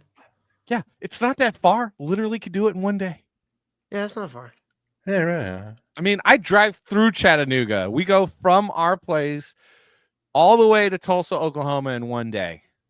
Why? Yeah, that's not even Tulsa's like 2 hours from here. When we go to LA, we drive on the 40. So unfortunate. You know. Yeah, every time I would, when I was living in LA, I went once out of LAX and I said never again. And from then on, I went through Burbank. Burbank was like the easiest. Like, it was like putting on slippers. No, you never fly out of LAX. You don't fly to LAX. You don't drive to. You just you just Burbank. Avoid it altogether. I would rather fly into John Wayne Airport and drive up from Orange County. Yeah. Than fly into LAX because good Lord. Amen, sister. Amen, sister. So Arkansas, huh? That's what's happening here. Yeah, Arkansas. Arkansas, your Kansas. It's all right. Our Kansas. It's our Kansas. It's funny. Like before I moved here, I lived in Colorado. This place called Canyon City. It has like the highest suspension bridge in North America. It's like a little tourist small town, like right at the edge of like the mountains there towards like the south. And we were on the Arkansas River, up by the river where it begins in the mountains. Starts. Yeah. And then I moved to Arkansas to be closer to family. And the place I chose, Fort Smith, is on the Arkansas River. So I'm on the same fucking river. Nice. So weird. Nice. You could go like you could take a leak in the river at your old house and then go back down and like some of that leak would come past by you, Yeah, eventually. this side of the river, it looks like a lot of people have done that already. It is The other Arkansas. end, it's nice and clear and cold, like year round. It's like ice cold. Oh man. They used to do well, they still do it. Every year they do a festival in this place called Salida. It was like an hour away from Canyon. And it was called Fibark, first in boating on the Arkansas. And they'd hold like a boating festival and have like big musical like numbers and stuff. And it was like free for people just to come up. Let's sorry, I was finally found it, but since we were talking about California, let's check in on California. Oh god. So many artists in California. Fucking gnarly, boy. Oh my god. Oh my god. That definitely California. happened. That definitely totally happened in California. Is that how the Palisades fire started? That guy? Is that what happened? It was flaming golf. From recent Twitter thing. activity and announcements, it looks like James Gunn trying to start the DC universe. Wait, what? Dude, he will not stop. I swear this guy cannot stop fucking this up. Oh, cheered. You want to see something terrible that's actually horrible, and why I think that the new Superman movie is going to be actually terrible? This is my dog Ozu barking at the screen. Crypto was actually 3D modeled after Ozu's body. We 3D captured Ozu and turned him into Crypto. I mean, that's kind of cool. No, that's called narcissism.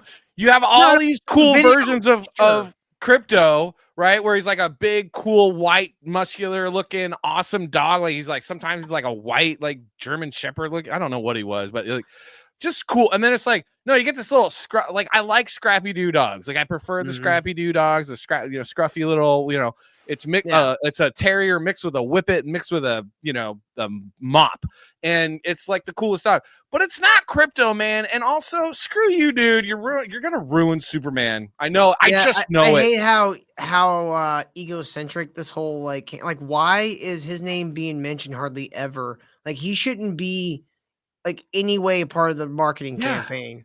I know. Like other than James Gunn's Superman, that'd be fine. I'd be fine with that. But like him as a person does not need to be the center of this whole market. Superman should be the center of your marketing campaign. I know, on Cap, but also the best version. I want the best version. I don't want the version. Okay. I do think the Crypto looks like it will be something that will get kids to want to go see it, or like families.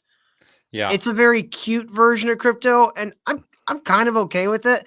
I think it's cool though that they were able to use like a technology to capture like a real dog's performance, and no, I mean that's cool. Okay, fine. Well, yeah, it's positive. But if we're being positive, but James Gunn making it about him, like that video is him making it about himself. Yeah, he makes everything about himself, dude. The last thing that James Gunn did that was good was Suicide. What was that? The Suicide Squad? No, video game. The zombie girl cheerleader, Lollipop Chainsaw. I worked on the marketing for that video game. Oh. No, Guardians of the Galaxy was actually decent. 2 was meh, and 3 was. You didn't see Lollipop Chainsaw? It's actually a really fun video game. Anyone? One's in the chat if you're Lollipop Chainsaw familiar. Very fun game. Very fun game. That's also another great band name, Lollipop Chainsaw. Lollipop Chainsaw. Bro, what is our top 5? Dude, our top 5. Oh my gosh. Do we have one? I think we probably have one. Let's do it. Yes, James Gunn did love.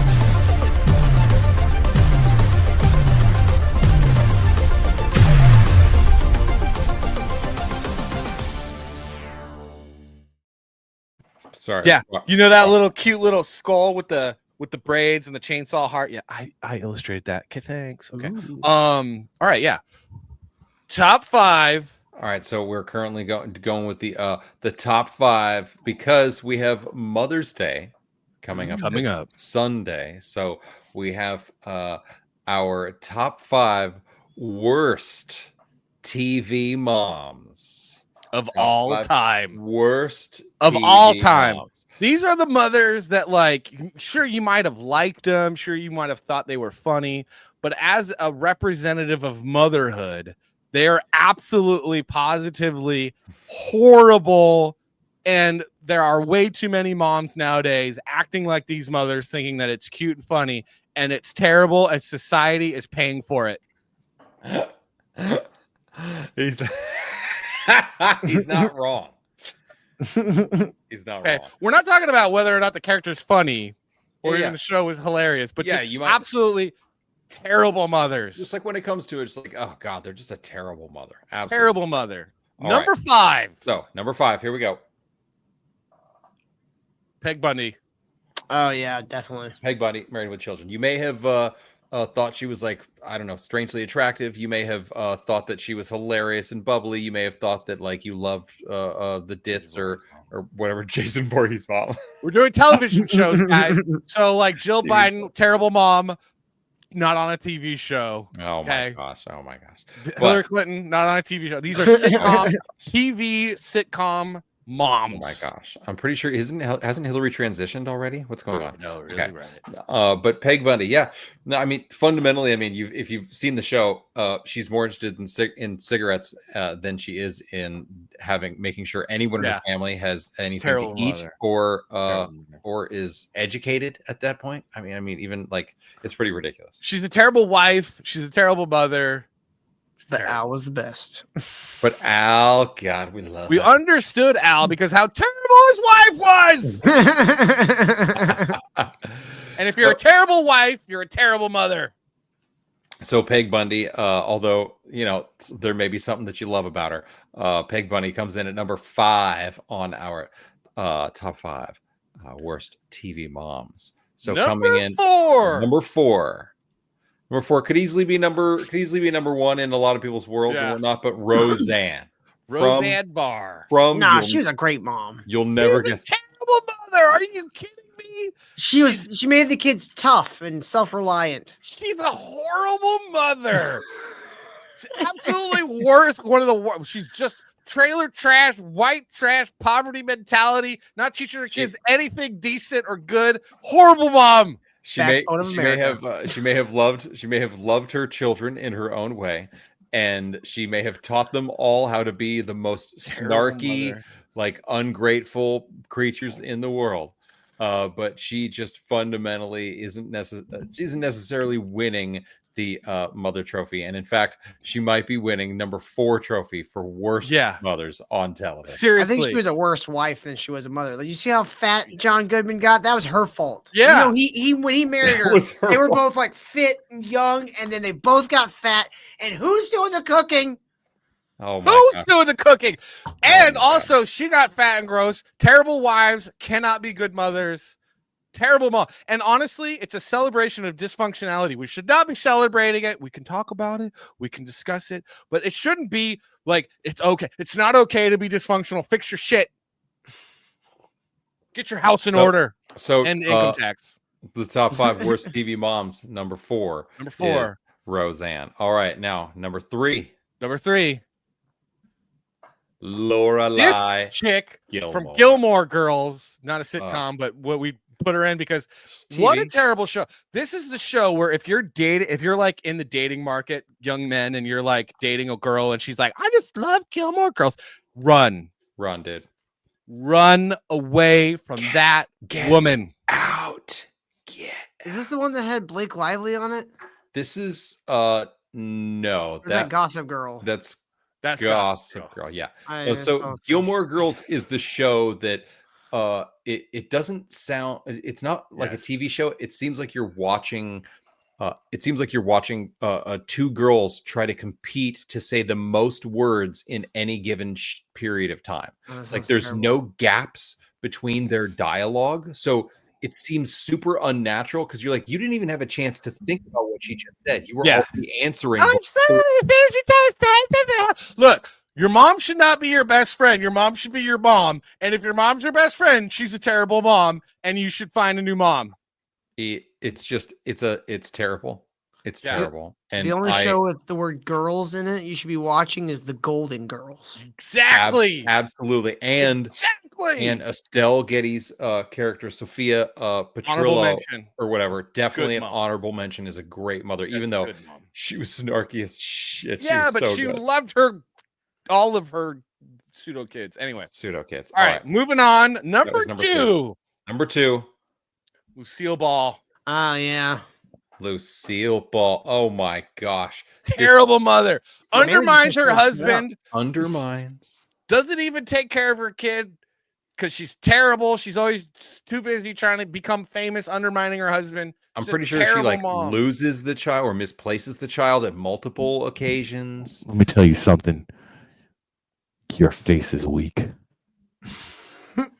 Your super cool new icon is weak. Whatever, Simply Creed. Come back for the next top 5 and tell us then. Your chin is weak. All right, so Lucille Ball, definitely a bad mother. I mean, she's just like ruining things constantly. She's burning the house down. She's a liability. I'm not gonna lie.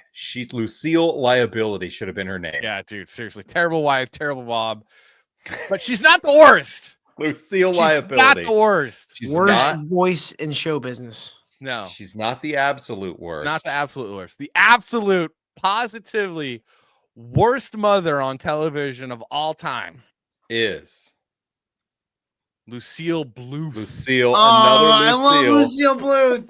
Right? You love her. Great.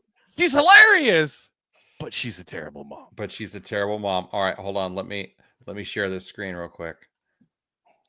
Which are you disavowing? Which are you disavowing? Here we go. Oh my gosh, such a terrible mom. You're the one who charged his own brother for a Bluth frozen banana. I mean, what could it cost? $10? You've never actually set foot in a supermarket, have you? I don't have. God, she's so good, but she is absolutely the worst. The worst. And she's also the voice of the worst mom in Archer. Oh, she's so we could have actually had Archer on here. She is so good as the voice because it's just her again. It's just Lucille Bluth. It's just Lucille Bluth. Just but like animated. A spy agency. So wonderful. I think Carmelo Soprano should get a special mention too. She's a terrible mom. Oh yeah, she's pretty bad. Oh my god. She was definitely on the short list. We got our short list, but we had to narrow it down. And I've seen like maybe 5 episodes of Sopranos. It's a great show. They're both terrible parents. Marge Simpson was on the list because Lord knows why is she still around? Like, what is going on?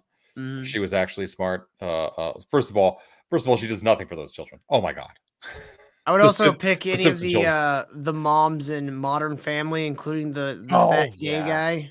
Yes, all including that would have. We should have put him on the list. That would have been a nice curveball. Damn it! You know what? The next time we have Till on, he's invited to help with the top 5. Hey, that's not bad. That's not a bad idea. I like that. Okay, but wait, there's one more.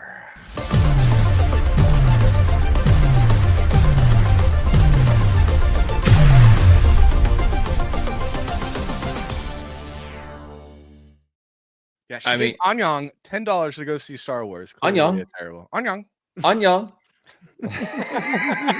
Dude, now I'm gonna go back. So, Anyang.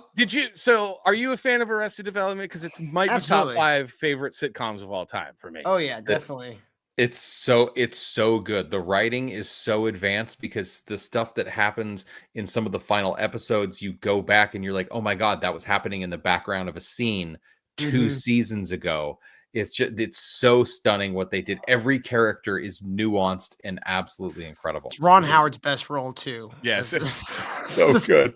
Andrew asks, when are you going to do a top 5? That's a good idea. We should do a top 5 of our top 5ception. We'll get top 5s of our top 5. Yeah, exactly. Top 5ceptions. Top 5s of top 5. I'm kind of retarded. Okay, you are. But now, I mean, because it's Mother's Day coming up, we weren't just going to give you the worst mothers. We're also going to give you the top 5 best TV moms. These are mothers who maybe, regardless of how much you love their character, like they were actually very good, wholesome mothers. And this was a hard list because feminism has ruined television. It has ruined motherhood. Oh my god! And so we had And a bit women of a are hard terrible. time. Well, women have become terrible because feminism is terrible, and we are definite chauvinists, or at least I'm a chauvinist. I'm a big time Oh chauvinist. yeah, my girlfriend only likes me because I'm a chauvinist. You're definitely a chauvinist. But I mean, we all know that the feminist movement was created to make women get into the workforce to do what? Take more taxes from them. Yes, it's ruin true. their It's actually true. souls And so ruin they their can souls. Sacrifice their children to Satan in weird cults. But this, I don't know what that this one list is a nod to my own mother, who was very much one of these mothers on this list. One of these All mothers right. on this list. All right. Number 5. Number 5 coming in hot. Harriet. Oh wait, you might want to share the screen. Harriet. Now you guys already know Harriet. Who? Harriet Tubman. Nelson. Oh, Harriet Nelson. The Adventures of Ozzie and Harriet. So I grew up watching this show on Nick at Night. That's how old I am. Nick at Night was a thing, and this show was on every night, and I absolutely loved it. And she was a great mom. She was the ultimate, like, oh, I want to hear about your day, Donnie. And also, maybe Donnie didn't want to fucking tell his goddamn mom, what his day, but she was always sweet and always concerned and always making sandwiches. Sandwiches are important. Sandwiches for her husband, sandwiches for her kids. She stayed home like a good mom would, taking care of her kids, taking care of her husband, making sure he got the free time to do his thing, which was be a dad and work his job. Okay? I don't know why anyone calls you chauvinist. I mean, that's just absolutely great. Yeah. Well, you know what? The ladies want the chivalry, right? They want the men to pay for the dates. They want the men to. Is that how you pronounce that? Chivalry? Am I saying that right? They want the chivalry. What did I say? Chivalry. No, you right. can't have the chivalry without a little chauvinism, ladies. Well, I mean, chivalry and chauvinism. The feminists say, "Hey, they didn't like it back then. Housewives were all drugged up." What woman do you know nowadays that isn't drugged up 5 different ways? I mean, it sounds like it was pretty good. Now you could tell, though. Now you can tell they're drugged up because they got that growing forehead that just seems to always grow because of all the SSRIs they take. So anytime you see a video of a woman with a really big forehead, you can just discard it because she might as well have the nose ring because it's the same thing. Giant forehead, nose ring, same thing. That's a crazy woman that doesn't know she's crazy, because there's 2 types of women. There's crazy women and there's women that know that they're crazy.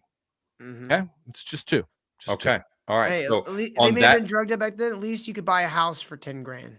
at least you could buy a house for the price of a kilo of blow now. I mean, come on. Repeal the 19th. It's ruined everything. All right, number 4. Number 4. Top 5 best TV moms. June Cleaver. Oh, I knew it. I knew this one was going to be on there. We're getting all old the ones so far have been from really old TV shows. Well, there's, maybe there's because archetype that because this is how moms should be. This is what moms should be doing. Society was better, less violent, more prosperity when moms stayed home with their kids, raising them so they didn't grow up to be delinquent juvenile creeps. Okay. You know, and so do you think? I think she's definitely, and she was definitely a Nesquik mom. Like if any of these and syrup or Nesquik, I'm looking at Cleaver. I'm like, she was using a powder. She's probably using OG Ovaltine. yeah. Ovaltine. It's your vitamins. Oh, your minerals. Did you ever hear about? Have you ever heard of Maypo? MAYPO? Like, no. Yeah, and the whole thing, it was like the image on the front was these little kids. It was like, I want my Maypo. So my dad is old school, and he had this like jar, this old jar. It was like in the Ovaltine type jar, but it was like called Maypo. And I think sometimes some even came in just like a box, like cereal would or something. But it was just another powder, but it tasted like it was like you're like, not only did it taste like cardboard and chocolate, but there was also a nice bit of sawdust mix in, It was like there was just something about it. You're like, wow, this is real hearty for the kids. Did you just put wood shavings in? Is it just like really they're like, you need fiber, right? Well, I sliced some wood, I put some wood shavings in. Not that kind of fiber, Dad. It's not that kind of fiber. Speaking of dads, my dad says, went to school with the Beaver. He did. He went to school with the Beaver, and he lived in the same neighborhood as Uncle Fester. That's cool. Had the same neighborhood as Uncle Fester. That's kind of fascinating. Yeah, it's what happens when you grow up in Southern California. Man. That's fascinating because that leads us to number 3. Good on the segue list. to number 3, Morticia Adams. Morticia Adams. Wow. Oh, what an incredible segue. Your dad is incredible. He had no. It's like we sent him the list beforehand, but we actually didn't. Almost like we sent him the list, but we didn't. It's amazing. Yes, she was a great mother. She was gothic and dark and mysterious, but also loved her kids, loved her husband, supported anything that he wanted to do. Never undermined her man. Good such a character, so so unique. And now there's girls that kind of almost model their entire being after who. Well, no, they don't, because they model the way she looks, but they don't model the way she is, because they model the vibe, but adores her husband. And men are simple creatures. Sandwich, naked time, and silence. That's all you need. It's the 3 S's, but But she definitely, with her own unique way. It's kind of a very she's like the gothic Roseanne. In her own unique way, she teaches her children the lessons that they need to learn. But it always ends up very good. Yes, and she absolutely loves and takes care of her husband and her family. And you just it's so strange how this woman who initially might seem so off-putting becomes so much more, the tender caress. She's very, very welcoming. And that's why she's number 3 on our list of the top 5 best. Morticia was always hot. Yes. She was also a smoke show. My favorite scene from any of the old Addams Family show, they had I guess new normal neighbors, and they were bringing them over to get to know them. And Morticia's hanging out with the wife, and she just looks at the wife and goes, "Do you mind if I smoke?" And the wife's like, "Sure." And then Morticia's neck just starts smoking. She just starts smoking. It's so great. It's such a great joke. That is an absolute. It's so brilliant. Cool family story. Cool family story is my dad, when he was a kid, got his cat from Uncle Fester. Their family cat was literally, because he lived right down the street. So Christopher Lloyd? Oh, no way. No, that's how old. That would be me. I got the family cat from Christopher Lloyd because I'm old. My dad's really old. My dad's really old. All right, so but he's really old. Top 5 best TV moms. We're moving down to number 2. Number 2. We're getting close. Oh, it's so small. The tiniest. He's like it's not 1080p. It's 180p. And this is a picture. Our first picture, which is in color squared. Squared. Exactly. Look at this. Florida Evans. Good times. There's great nothing, mother. No reference there that this is great mother. Colored photo. She was a stay-at-home mom. She supported her husband through good times and bad, just like the song says. Temporary layoffs, good times. She was a great mom. She was tough. She no nonsense mother. Didn't take no lip from her kids, but she was queen of the household, supporting her king like it should be. She wasn't no modern boss babe or anything like that. She was just a mom. Dr. Till, how you feeling about this? Were you a good times person? You a good times guy? I was more of a Family Matters guy. That was more my era. Definitely Good Times. I didn't watch a ton of good times either. But watched a lot of that growing up. Family Matters. She was a good mom, but the problem was she worked, and mothers should stay home. And well, yeah. Oh, next up, somewhere. Next up on the Chauvinist Weekly. You know what I'm saying? They started their models in a certain demographic as a testing ground for later expansion. You know what I'm saying? Mom should stay home. Florida Evans, absolutely. Florida Evans, good mom. Stellar, stand by everyone in her family, but teach you the lesson. Fantastic mother. We absolutely love her. And Good Times, great show. Good for it. Was a good. They needed a good mom on that show. It was good. Yes. It's called Good Times. You can't have good times. You can't have good times with a bad. If you don't have a good mom, it's not good times. It's just bad times. It's bad times. What'd you say, Till? I like there was a place in Colorado called Good Times that had pretty good burgers. Wait, what was that place? wife texted me. What was the place? Was it Good Time Burger? Old Time Burger. There's a place in the Valley, San Fernando Valley, like Sun Valley, I think. Sun Valley. Called Old Time Burger. That made me sorry. Anyway.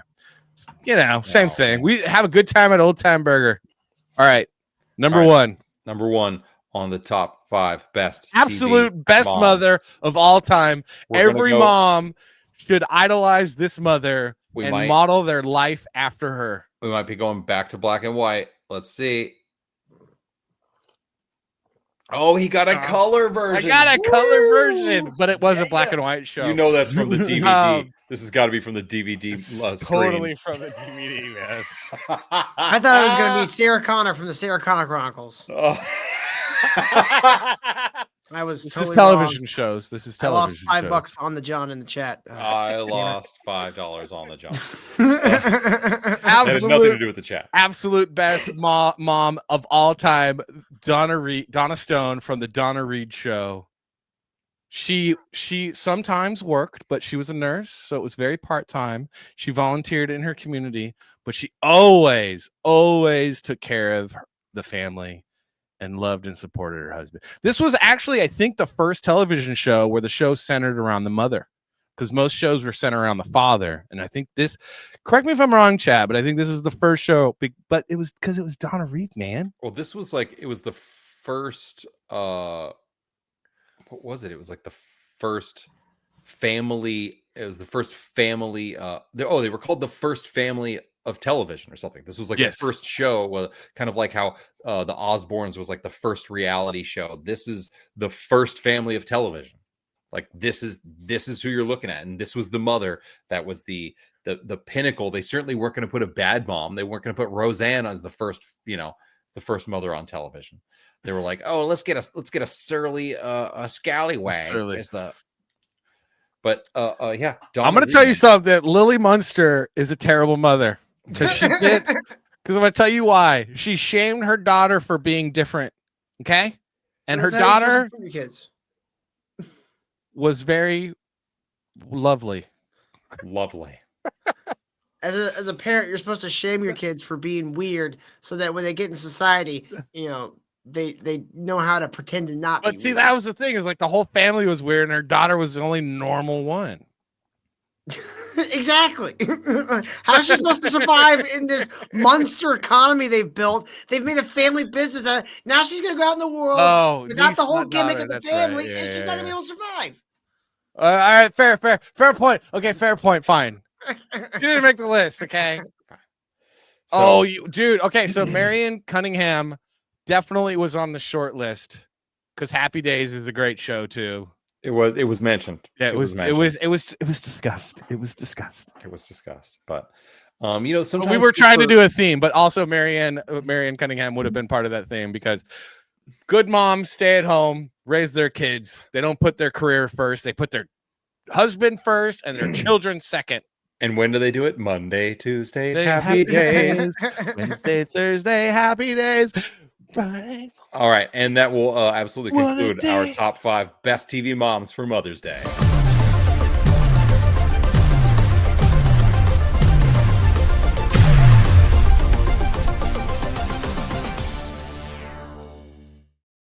Till's like, I've never even seen this show. No, I've never I've heard of it, never watched it. It was one my dad would talk about. We're called Salty and Savage. We do a show every Tuesday. It's fine. That show. Donna Reach. I grew up watching it on Nick at Night, which was a little bit before your time, Till. I was pretty young when Nick at Night was on, but Nick at Night was like, you got to see Mr. Ed. Oh yeah, I used to watch Nick at Night. My Three Sons. Green Acres. Green Acres. Get Smart. Yeah, I used to love me some Get Smart. Missed it by that much. That's pretty good. That's pretty good. My dad would buy. He found at Walmart in like the discount bins seasons of Red Skelton, so he would play that a lot. That was the coolest, though. You see like the old advertisements. You see how different ads have become over time. Yeah, I know, right? Yeah. So you know who was the showrunner for Get Smart, the creator and showrunner for Get Smart, right? No, I do not. No, Mel Brooks. Oh, really? Yeah. Oh, okay. That makes a lot of sense now. Yeah, he was the Yeah, creator and he never got to showrunner. make the movie. That movie why they it made with act- Steve Carell was Oh, atrocious. Yeah, it was bad. felt that's why the show felt like so like brilliant. You're like, so off. you're like but it has it's no funny.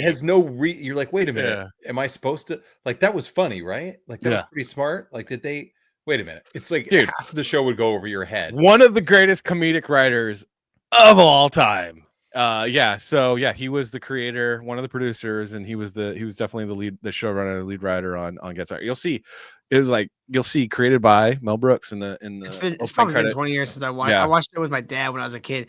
My favorite episode I remember was I had two favorite ones. The one where him and the chief get stuck in the mobile cone of silence. That's great. That was a great one. But my favorite episode was the one where he had to pose as a drunk to get some secrets out of a guy, and he had this pill that he'd put in his mouth and it absorbed the alcohol, right? And then he accidentally swallows it, and he gets like shit faced like that. Swallows the pill. Yeah. I am your father's brother's nephew's cousin's former roommate. Yeah, they're a great show. No, but I need to get like Blu-ray. I need to start building my physical media collection again. I want that'd be one of the shows that if I could find on like a Blu-ray or 4K like transfer for the seasons, I'd totally buy old Get Smart. Yeah. Great you know what show. Mel Brooks didn't write though? And which was a great show, but he didn't write it. Gummy bears bouncing here and there and everywhere. Sorry, I always find a way to play that. Hey, it's okay. So here's the thing. I don't know if people that have watched the show every week know we find a way to play that video every week. Sorry. I didn't know how to work it in. So I grew up on Gummy Bears too. I used to watch that on Disney Channel.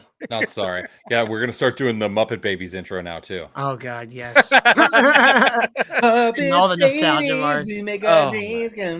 Throw some Tailspin and Darkwing Duck in there. Now we're cooking gasoline. Yes. Absolutely. And Chip and Dale's. I love Chip. Chip and Dale's Rescue Rangers. Oh yeah, those were great. When there's danger. I knew it. I'm surrounded by assholes. My favorite scene of that is when like comb the desert. And then they have giant. Have you found anything yet? And then I found shit. Yeah, the black one's got the hair pick. they got a pick. It's so good, and they got the fro helmets. The fucking movie is so. Bro, You could not make any of Mel Brooks's movies nowadays because of all the woke sensitivity. He's gonna apparently make a new one, History of the World, or no, not. Yeah, but he's doing that with making. like some of those frat packer guys, like some of the people that are connected to Apatow. I don't trust any of them anymore. Oh yeah, that's right. He is worked with was it like?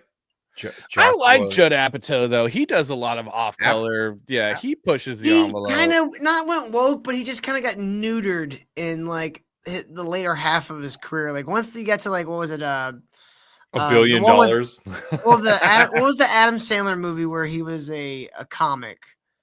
Funny People. Funny People. Yeah, I hated that movie. Didn't see it. Once he got there, it was like he kind of jumped the shark. Honestly, like.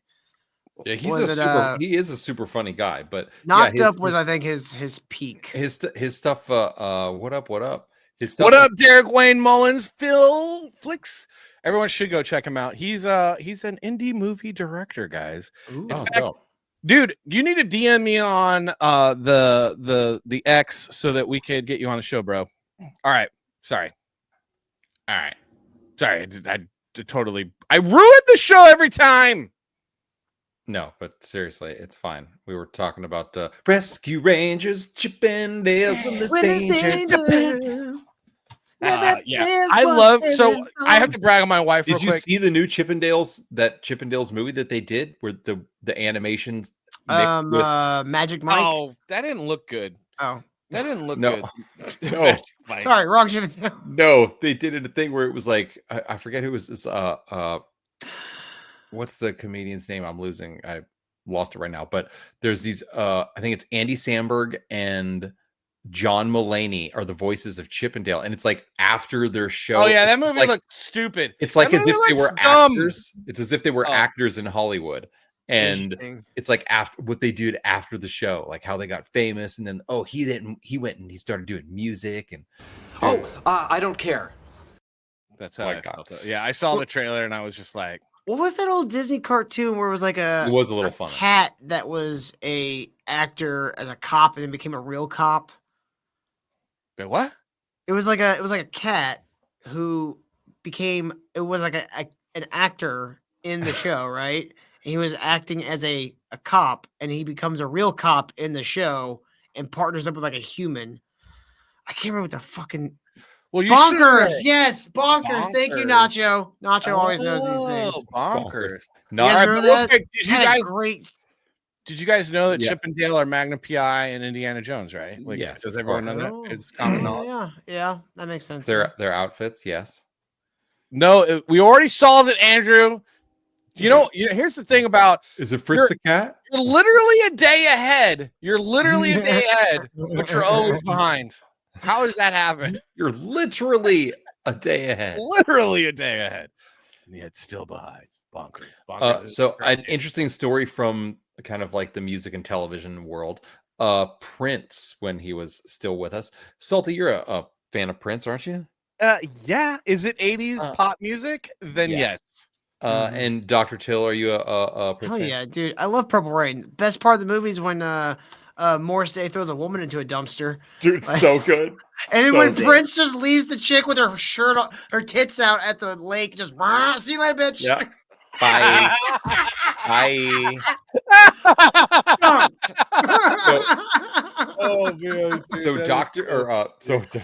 Till. So Prince was when he was with us, he did a cameo, which he doesn't really do cameos, but it was like a thing. He knew some people and they were super nice and he liked the show New Girl. He came on and he did a cameo, and there were actually a bunch of people that were doing cameos on this particular episode because they were working, the producers were working something up, like people were going to a Prince party or something. Prince didn't really know the whole premise of the show, so they're shooting Prince's scenes and whatnot. Then Prince goes to Video Village. Video Village is the area where all the producers and directors and various people sit and watch all the monitors that have all the different cameras shots on them. It's so that you can kind of just see what's happening at all times. They call that Video Village. So he's sitting there watching the next scene getting shot, and the Kardashians come out, and Prince straight up goes, "What are the Kardashians doing here?"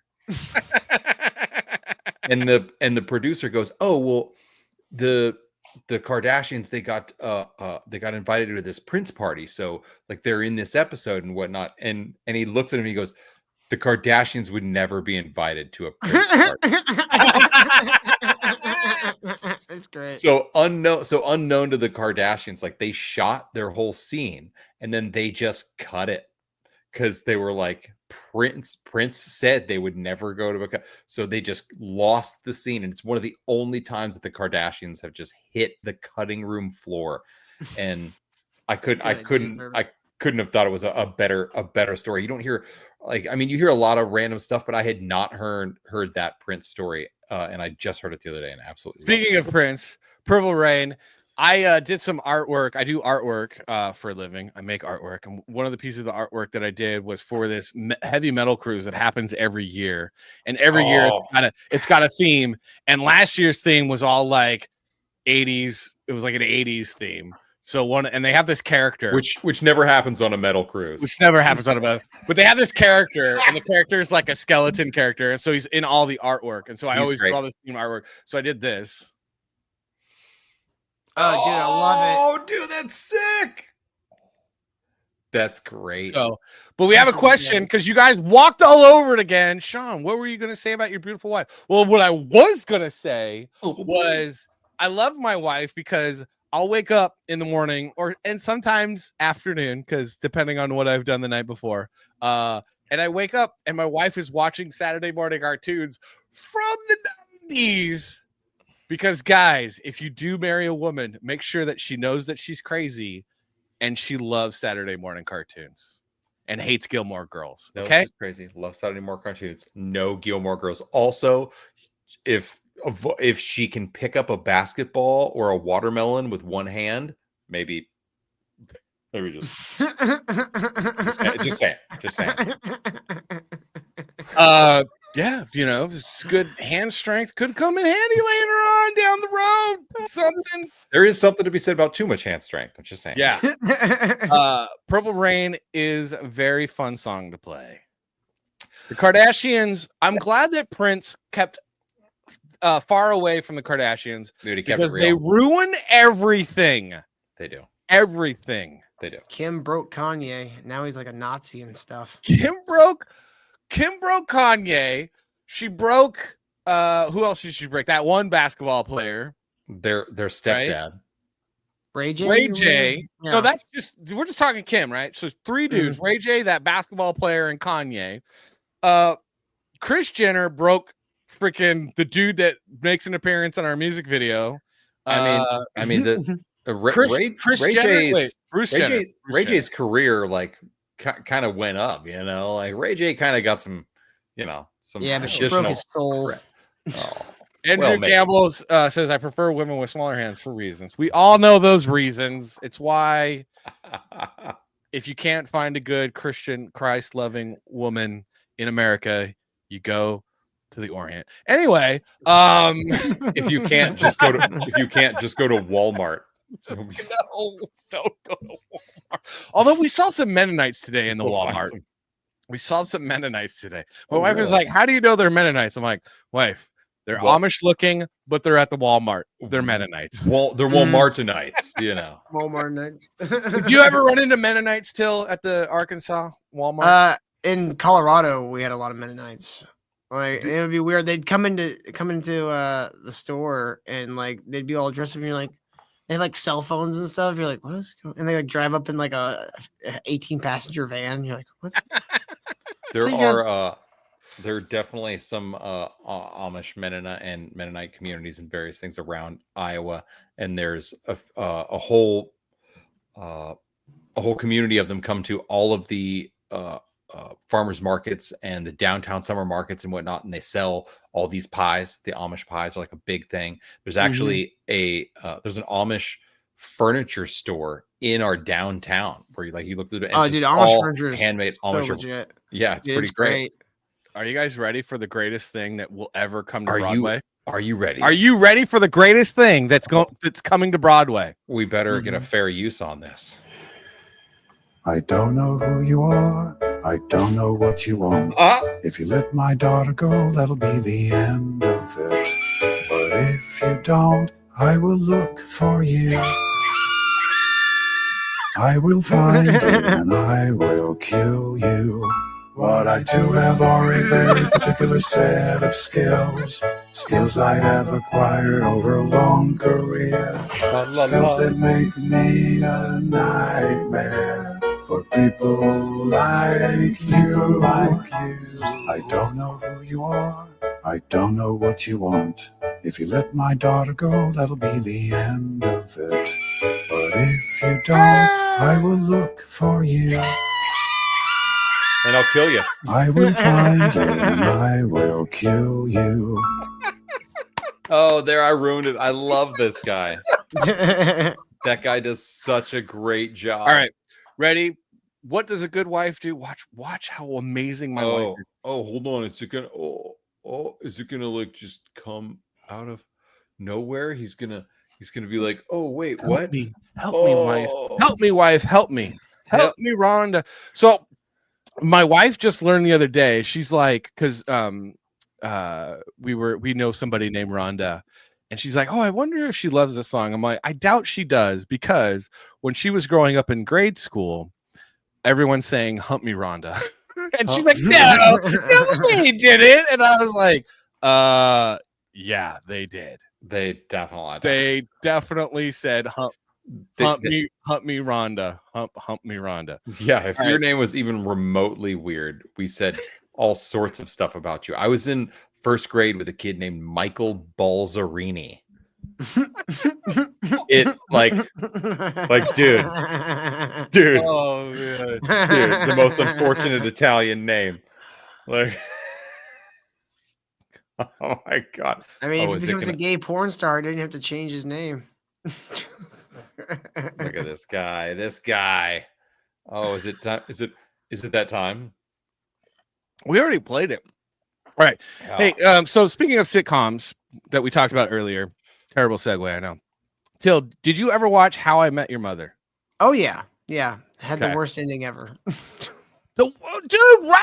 That was a terrible ending. The last season was horrible. So dumb. So horrible. All right, here you go. So dumb. What's wrong with you? What? You sat us down to tell us the story of how you met our mother 8 years ago. We're grown-ups now. I went through puberty on this couch. I missed college. I know all the lyrics to Let's Go to the Mall, but I don't know who the president is. I don't remember what sunshine feels like on my skin. We've been living off of rainwater and a small spider farm we ironically cultivated in this world's greatest dad mug. The only girl that I've seen in the past 8 years is my sister. And it's starting to make me think stuff. No. I'd kill for a bathroom break. In a real bathroom.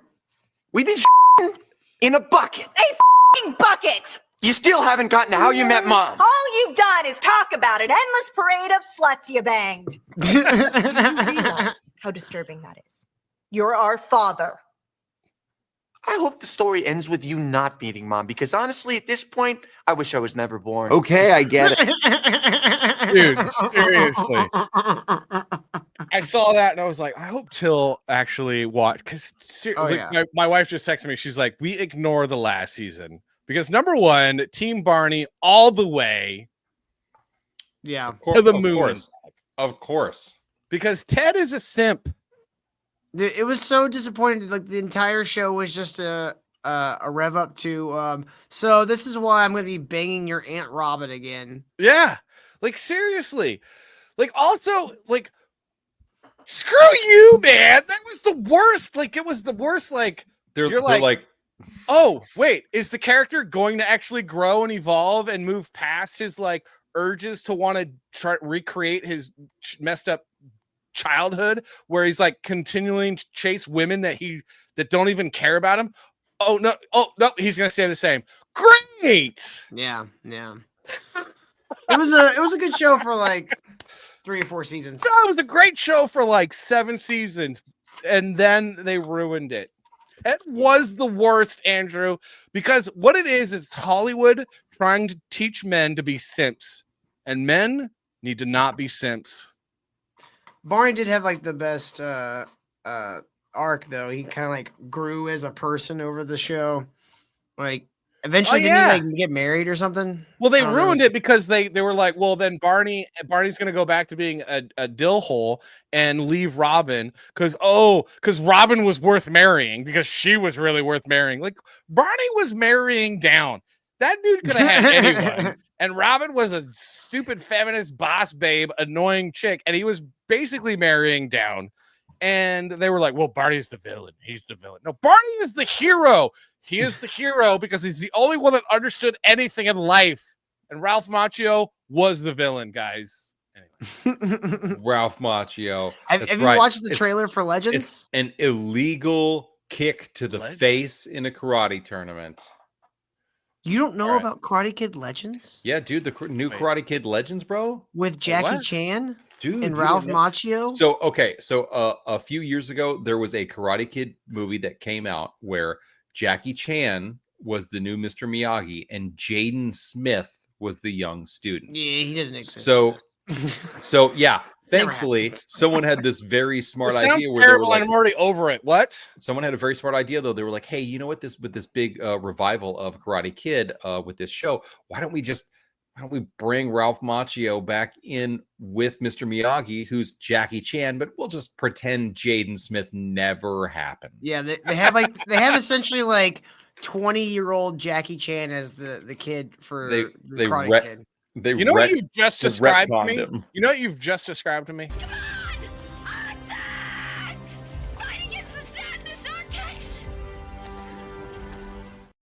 Might as well just kill Artax because you killed Karate Kid. I'm gonna be honest. The new Karate Kid, it looks pretty. It's like they made a Jackie Chan movie in the Karate Kid universe. You know, no, actually, the story that you're telling me, you know what this is like? Oh, you're lighting one up, bro. Oh, smoke one for me, dude. Dude, it looks so fitting in that studio too. It does. It's like I want to live in a world where mid-century modern furniture is everywhere around me. Cigarette smoke is not stigmatized, and it doesn't kill you. And women stay home and don't work and raise their kids.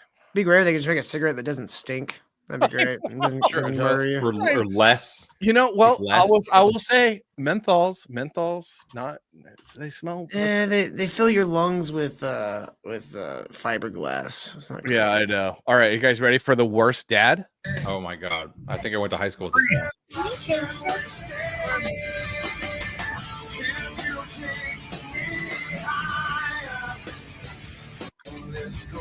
First off, your daughter has better taste in music than you do. Mm-hmm. Oh my gosh. I put a link in the private chat for you guys. You don't have to play it or anything, but if you like Karate Kid, you ever watch Corridor Crew? You know you guys you guys know the channel Corridor Crew at all? No. This is a 20-minute video. They do so they do a series called Visual Effects Artists React, and they do another one called Stuntmen React.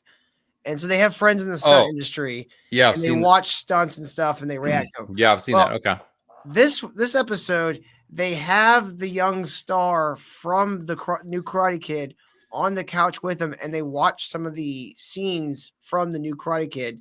And one of the ones they watch is him coming into his apartment, and Jackie Chan attacks him, and it's like a very short fight scene. And dude, I didn't care about the Karate Kid Legends until I saw this scene. I was like, I want to watch this now because it feels like the old school Jackie Chan movies. Like just really? the choreography, like the old Drunken Master and like all those kind of things. How like goofy his choreography, but like precise and like yet sloppy at the same time. Well, what was it? Rumble in the Bronx was one of the best movies, dude. I don't care how bad that movie was.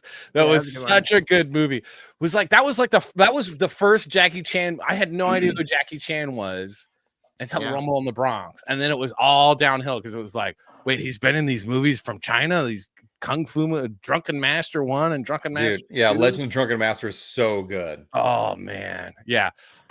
But I can't stand Jackie Chan because he's a big time communist. So F that dude. But he also disowned his trans daughter. So I mean,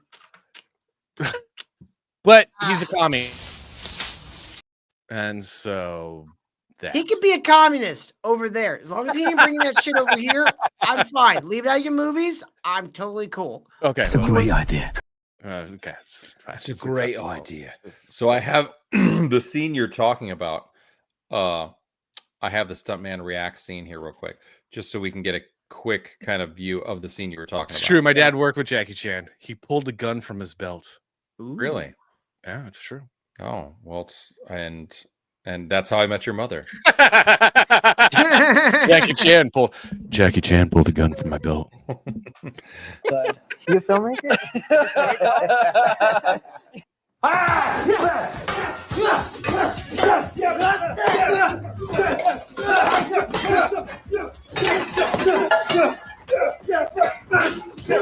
Dude, nice.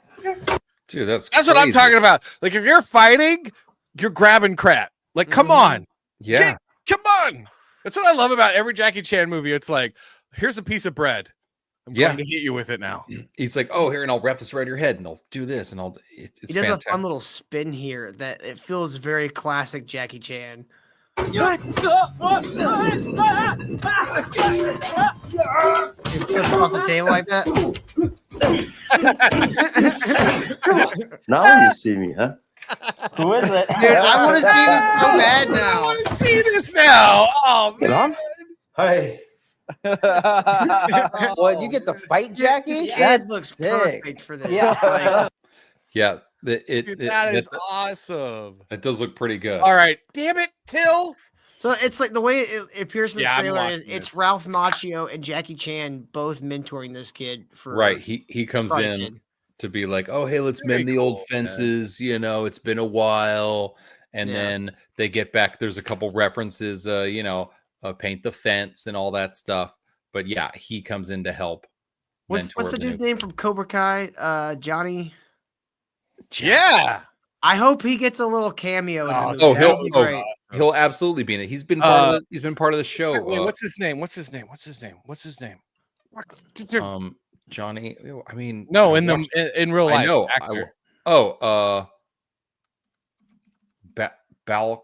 Billy Zane? Billy Zabka. Zabka. I was like Bacchus, Zabka. Billy William Zabka or great Zabka name, Billy Zabka. Love that guy. Love that guy. Man. So good. He's my version of Ken. He's Billy Ken Zabato. If we're doing a Ken and Ryu movie, Billy Zabka's Ken. Oh, dude, right? Oh my gosh. Who's Ryu though? That guy, that Asian guy that they had right there. That Asian guy. My pick would be like peak Jet Li. Would be like man. But it's supposed to be like 20 years ago. Oh, you're talking about? I was talking about the Asian guy. The other two. You got the blonde guy and the Asian guy, or is he white? I always thought he was Asian. All right, we got Kung Fu. You know what? What should have happened? Kung Fu meets Star Wars. Let's go. Yeah. Why hasn't lightsaber nunchucks happened yet in the Star Wars galaxy? Why hasn't? Terrible idea. Chop yourself in half. Look it up. Come on, let's go. Let's go.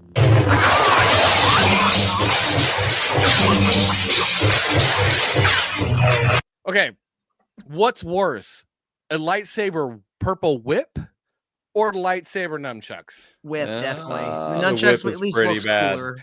But in reality, nunchucks are a terrible fucking weapon. Yeah. It would be a terrible lightsaber. The only way that it works is, oh my gosh, in Spaceballs 2, they have to have lightsaber nunchucks, and he kills himself because it's just he accidentally takes off both arms. Shoot. I lost a finger. I lost an arm. Like it should be the scene. Like they should recreate the scene from Monty Python. Oh right. Holy Grail.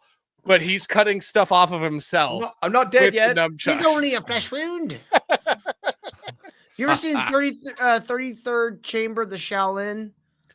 No. What is this? That's like the movie that the Wu-Tang Clan like took all their aesthetic from. Yeah. In it, like this guy develops the staff that's like essentially like a staff with nunchucks on the end. Like that's his weapon he develops to teach.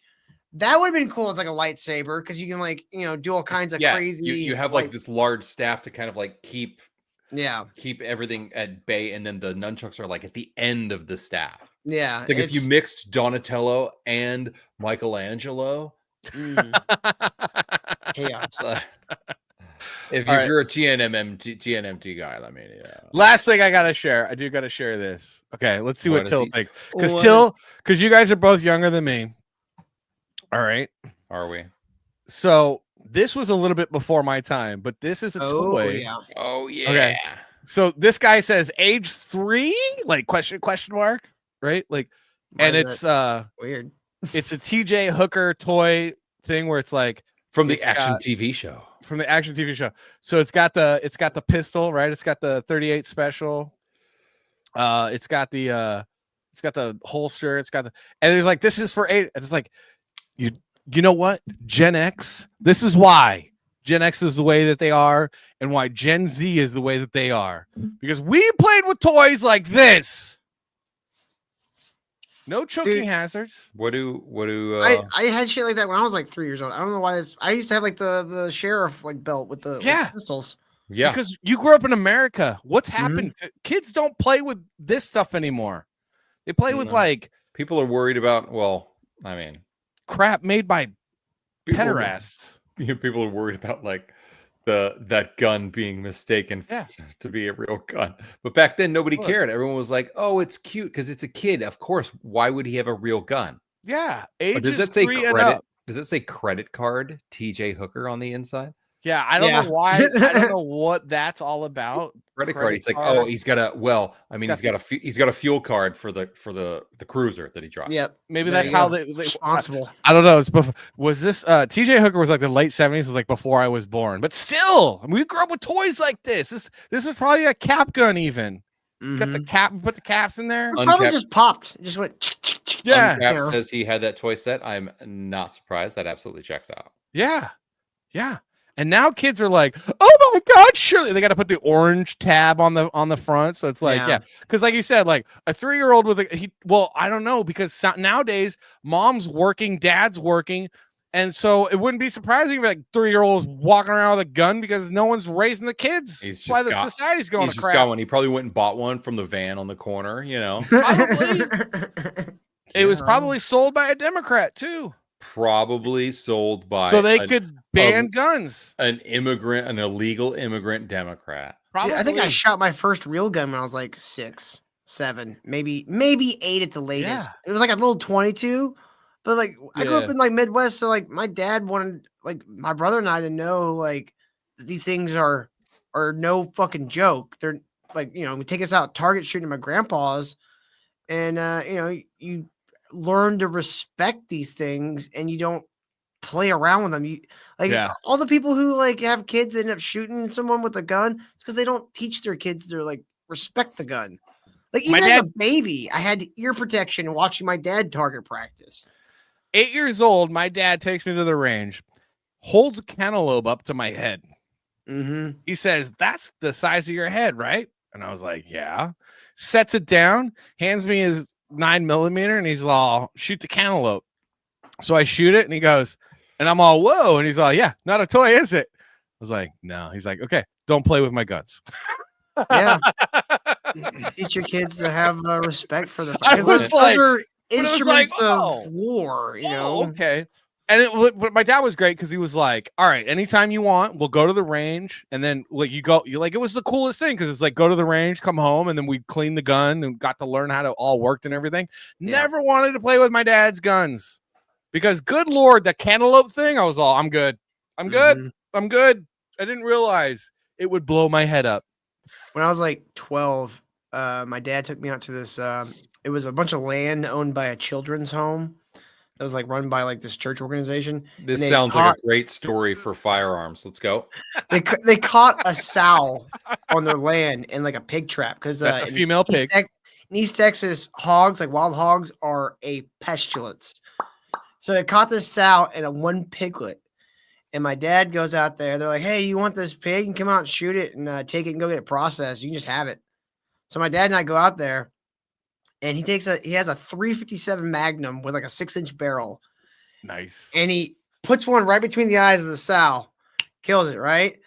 That wasn't hard to watch. The hard one to watch was my dad did the same thing to the piglet, and the piglet kept running around the pen for like 4 or 5. And my dad had to shoot it again. And that's when I just like started getting messed up. Not cool, bro. But we went and we cleaned the sow, like, you know, went and hung it up on a tree and started cleaning it, and it was pregnant, and so like 8 piglets dropped out of its belly. Come on, man!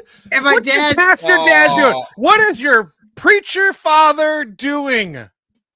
My dad was standing on the back of his truck. He had this thing winched up on this tree, and he's standing on the back, like tailgate of his truck, cleaning it, and I'm sitting on the toolbox, and he's just. All the like the babies fall out. And he just looks back at me and he goes, 9 pigs, 1 bullet. like, Dad, that's really dark. Oh, man. Did your dad also go like, "That's called an abortion"? Wait, what? He's like, "That's a late term abortion." Oh, yeah. Thank you. Exactly. Planned Parenthood's response to Donald Trump, by the way. Not really, but it probably should have been. All right. Okay. Should this be the last video? Are you guys ready? Speaking of guns and firearms, this is perfect. Dude, look at this. The biggest, most ridiculous Holy short-fire rifle shit. ever created, the 4-bore rifle. 2,150 grains. 1 No muzzle brake. No muzzle brake on that thing. inch in diameter. This is a Campbell soup can, and this is the 4-bore. It's going to be putting out. I don't know why I'm yelling. I'm yelling because I'm outside. It's because he fired the thing already. He's deaf now. Felt recoil. This is why he's deaf, because he's wearing ear protection, the little rubber like squishy things in your ear. He's not wearing like the headphone, ear protection. Need both for this gun. Ready? Are you guys ready? Here we go. No muzzle brake. All right. Here we go. Here we go. He's gonna get knocked off his feet, I bet. Oh! Shoulder! Dude, did he dislocate his shoulder? Watch this. Watch the target. The wood splits. The wood splits. It broke the freaking wood splits. They need to put that in a movie and have like a big motherfucker fire that thing. Look at the wood. It just goes boo. Dude, oh yeah, it's split it right off the back. That's the gun. That's the gun in that movie that like not only goes through your body but moves your body back. Dude, you remember look the at his movie shoulder. Look at his Smoking shoulder. Watch his Aces? shoulder. Watch his shoulder. Good God, that looks like it hurts. Oh, dude, a dislocation. Can you? Oh, you would have had to put my shoulder back in a socket. No muzzle brake. Get out of town. You need like a really long barrel in that thing to not kill yourself. Look like at that. He's like, it broke the 2x4. Yeah, we noticed, bro. I feel like with your muscles and that super big gun, you're compensating for something. But hey, that's just me. All right, everybody. Well, the steroids made his pee tiny. Please go follow Dr. Till. Sub to his channel, guys, on YouTube. He's also on Rumble. He's on the X Ministry of Dude. I think it's at Dr. Till, right? Yeah, there's both. There's the show account and there's my account. Just follow my account. You guys need to watch the show. He's got a Brazilian guy named Kyle who is right 50% of the time. Yeah, there you go. Wait, who? Kyle's great. And half the Kyle's time, really cool, dude. Half the time he's not half as right as he thinks he is. 3/4 of the time. Wait, and what's the guy's name? I can't remember. He cracks me up. He's like from Florida. He's a Southern guy. Oh, Eric. Eric always wears the tank tops. Guy's never yeah. in anything other than a tank top. That dude cracks me up like nobody's business, dude. You would not believe what he just spent like close to $5,000 on. Have you seen the Transformers robots? Oh, I watched this episode. He got a full on like it talks the whole. It's do you have video? Four. He has 4. He has 4 now. Yes, he had. Oh I my gosh, can Eric go is to his, hilarious. Okay, you look at guys his- need to see Dr. Till's show because Eric is like he has the funniest guy. When are we coming on, dude? What the Dude, we when you need guys to are come on. available? What we're having episode 666 this Friday. I'm ordering a robe Very and we're gonna nice. maybe summon a demon or something. I don't know. No, as the son of a preacher, I disavow you or not me. You disavow. No, we've been watching this guy recently that get this, he was a documentary filmmaker who did a bunch of documentaries on cults, and one of them was this cult called Raelism. Have you ever seen that? Is it? No. Is this? Raelism is UFO nonsense. Hold on, I'm getting you a link for Eric's little toy. I feel like I saw something like this where like eventually the person. It's basically Jews or aliens. It's a Oh my! and their symbol. Their symbol. Not what I was thinking about. We've dubbed it the symbol to end all symbols. Oh It is a Star of David, and in the middle of the Star of David, the lines never end, and they turn into a swastika in the middle of the Star of David. Oh my god. That's crazy. But I it's a will real say thing. this. I will say this, and everyone put this in your pipe and smoke it. Are you ready? Are you ready? Are you ready? Here we go. You ready? Christians aren't Gentiles. Anyways, have a nice night. No, so do you have the Transformer video? Did you put it up? Yeah, I threw the private chat for you. It's he just got this is the latest one. He just got Megatron. Oh so he my has gosh. Optimus Prime, You got which it. he's gonna get. Optimus Prime has a trailer with a little remote control car that comes out of it that has like a person in it that you can control from your phone. He has Gridlock, and he has Megatron. And Megatron's his newest one. So And he Eric's has got He's got some nice linoleum wood floors. He's got the the faux This wood. Beautiful. this one, I think, was like $1,400. Gridlock is like almost $2,000. What does he do for a living? He builds commercial warehouses and stuff for like Amazon. And Dude, he I just love the recently guy got- because he's the smartest redneck in the world. He's like He the is. Part of smartest Ministry redneck. of Dude. Dude, Yeah. he just got licensed to build skyscrapers and maintenance skyscrapers. I would trust that guy to build me a car. I don't know why he would ever hang out at Hey, a stupid show like Megatron. mine, but he does. Introduce yourself. It's voice activating.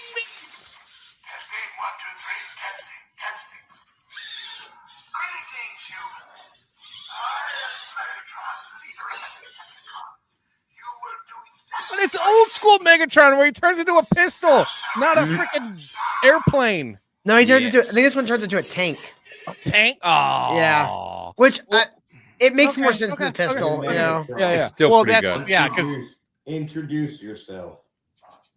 dude, Hey, that is so dope. I think everybody knows who I am at this point. Thank you very much, Eric.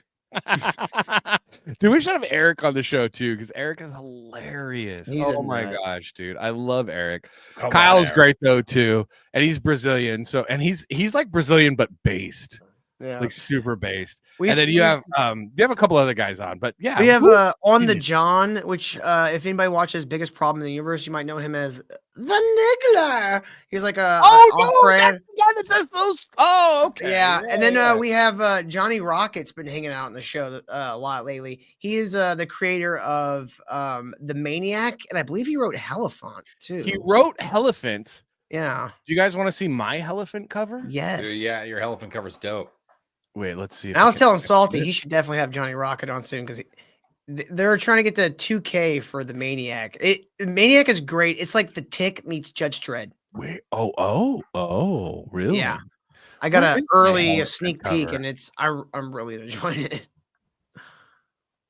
I don't know where I keep things anymore. Oh, there we go. Oh my gosh. Yeah, you guys got to see my Hellefant cover. Are you ready? Johnny Rocket's first also off- the one that did like the ISOM revamp where he made it good. Yeah, he already made it actually good. Yeah. Well, there's this one. Oh, There's this. So there's this new poster from this, which is an ad. It doubles as a poster and an ad from Superman campaign. So we have this tough actin tenactin. Burning and itching is super tough. You got, so you can put your Superman boots on. But here is my Hellefant cover, Johnny Rockets. He should watch the show, but yeah, Hellefant cover. Oh, look at that. Come on. Dude, it looks great. Yeah, Johnny Rockets is becoming a pretty talented little comic book writer. They'll never. No, it's a tank. They'll never do the pistol again. Yeah. Well, tank is better than an airplane. That was lame. It was so That was great when he lame. turned into a pistol, though. Yeah. Marcel made no sense that he's Domingos, shrunk. buy my comic book. The art is really good, dude. I do good Yeah, art. it is. Yeah, hit the we've now passed the 10,000. So foil cover is there. The Hell foil cover exists Foil now. cover is dope. Where's it at? Look at that. This guy right here. This That's my- the I soft can't cover. wait. This is this regular. Oh. This is unleaded, and then he's got the foil. This is the full throttle. This is basically like he's got the the single lady, and then this is the lady that gets the husband right here. the basic bitch. The basic bitch. Yeah. This is the basic bitch. And it is the best. It is the best comic book that Michael Ferraro has read this year so far. It's a pretty great. It's a pretty great read. There's a lot of there's a lot of lessons, a lot of history, a lot of morals to the story. It's pretty solid, guys. You should pick it up. It's good Check it stuff. out. But please, guys, follow my friend on the Twitters at Dr. Till. I think it's Dr. Till, right? I think it's And at then- the Dr. Till. Yeah, you at know? the I want to be Dr. distinguished. You could look up Dr. Till, and he's going to be the first thing that comes up, especially if Hey, you follow me. You'll notice my giant stupid head. I'm the Rusty Savage, so I'm right there with you. The Rusty Savage that never actually posts on X or does anything on there, but whatever. Just come into the pool and the water's nice, Savage. But But all also- arguing and making fun of all right. stupid people. It's You great. guys It's need all to right. check out Dr. Till and Ministry Dude on the YouTube because it's a fun show It with is. lots of hijinks, slight racism. You know, we're equal Because opportunity racists. You know? You're a little bit racist. I'm a Yeah. little bit too. Hey, we're all a little bit racist. They had signs in stores well into the 20th century that said Irish need not apply. And I'm Irish. And I completely agree with those signs. Like, No, we're but terrible. We're did you awful, never- we're awful Did people. you never see Avenue Q? I don't know if I did. I don't know. My! Okay, we're gonna leave with this. You know what I'm talking about, right, Savage? I think I know what you're talking about. Yeah. You've never seen Avenue Q? Dude, okay. Yeah, So I have. Avenue Q was a Broadway show on the Broadway. Right. And they had a song. It was a musical, and it was puppets, and it was hilarious. And here's it's very low res because it was a Broadway show, but they had this song. You could not do this nowadays with all the woke. Tricky monster upstairs. Well, he's Tricky Monster and you're Kate Monster. Right? You're both monsters. Yeah. Are you two related? What? Surprised at you. I find that racist. Okay, it's gonna get better. I have to pause though and make. I know this song. I just didn't realize it was from Avenue Q. No, not all monsters are related. Not all monsters are related. What are you trying to say, huh? We all look the same to you? No.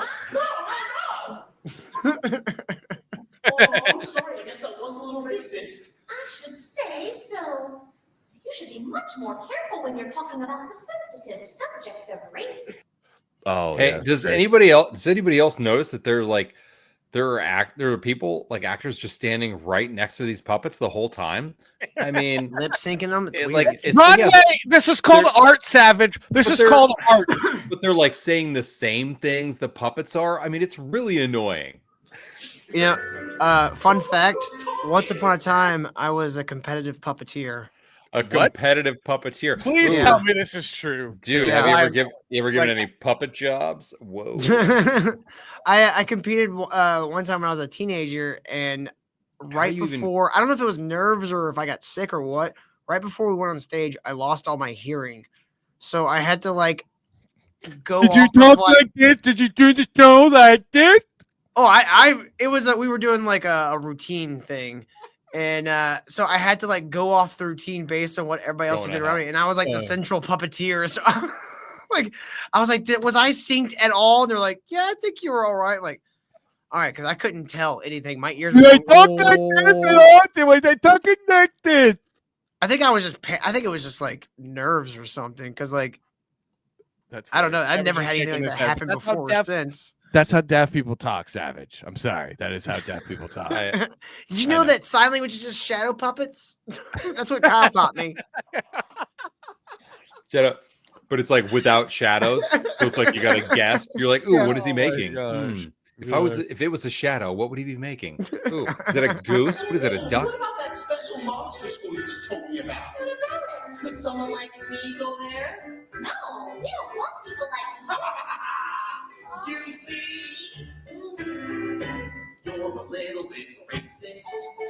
Well, you're a little bit too. I guess we're both a little It's- bit racist, And dating it is not an easy thing to do. but I guess it's true. Between me and you, The worst thing is this clip is from The View.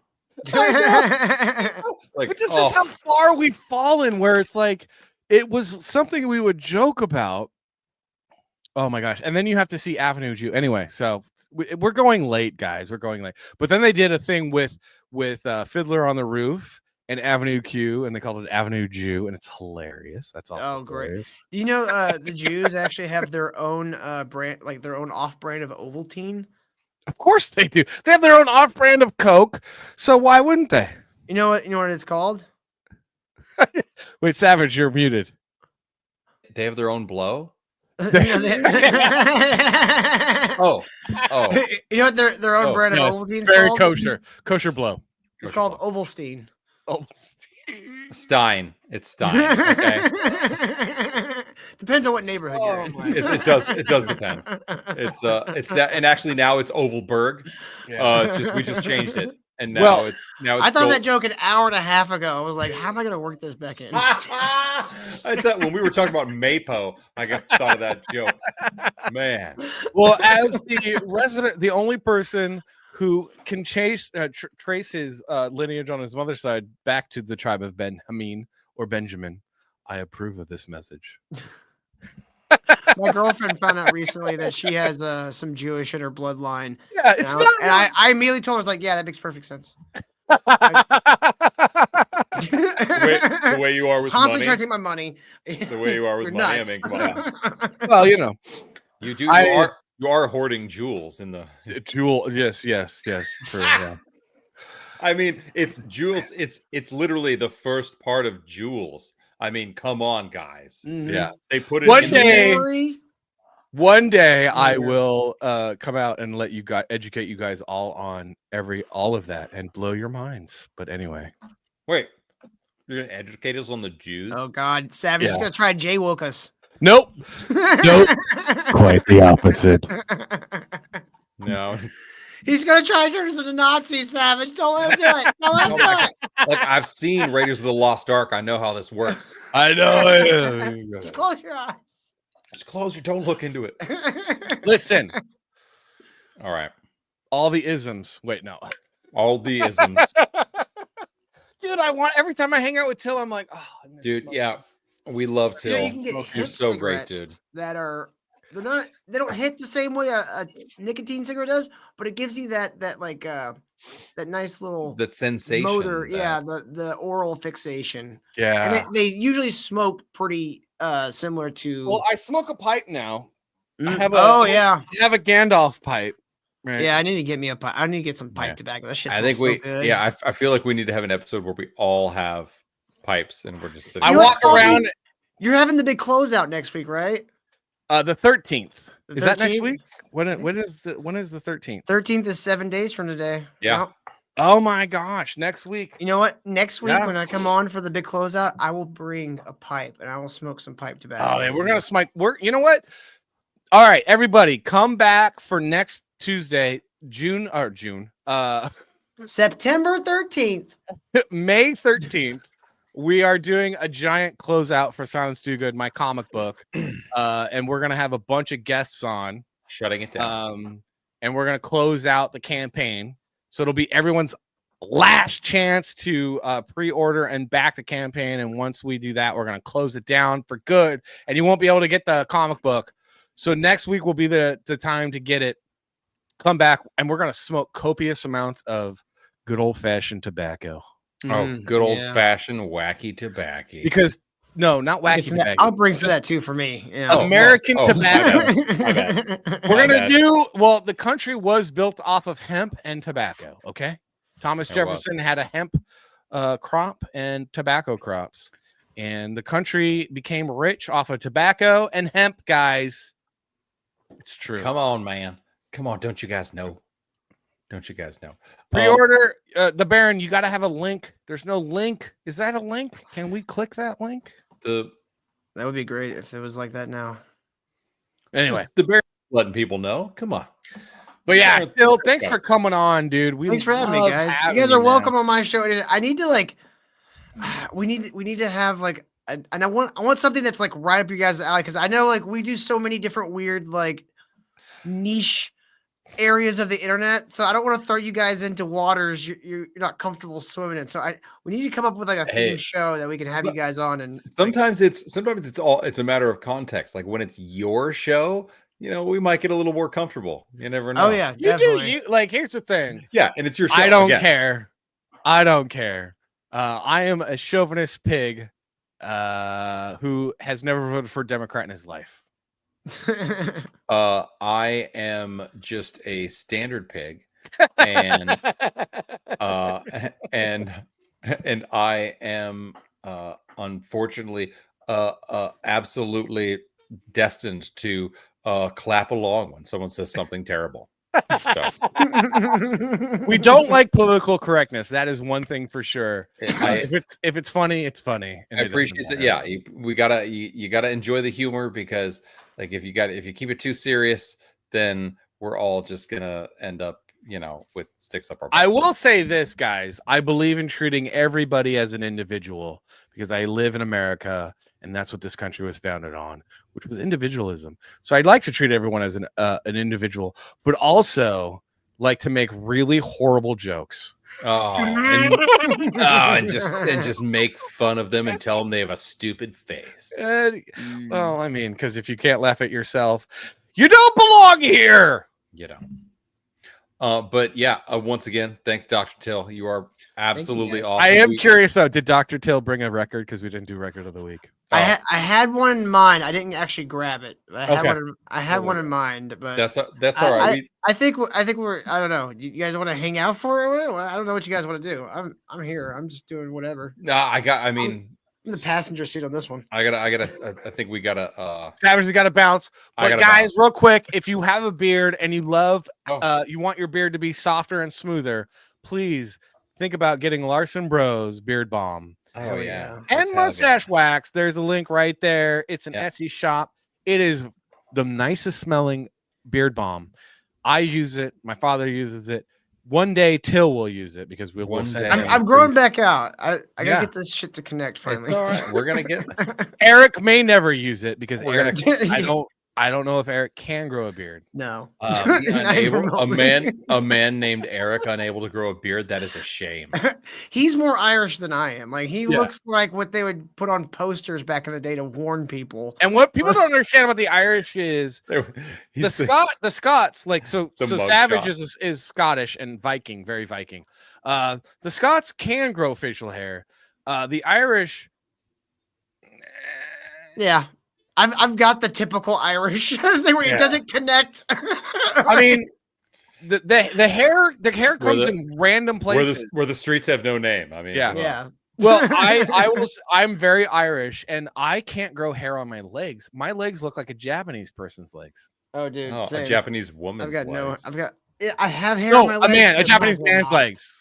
Okay, sure. Have you seen a Japanese man's legs? There's no hair there, bro. There's no hair. Do you have skinny little calves as well? No, I have short, stocky, buff ass legs because they're Irish. Yeah, I was like, I know you don't have skinny calves.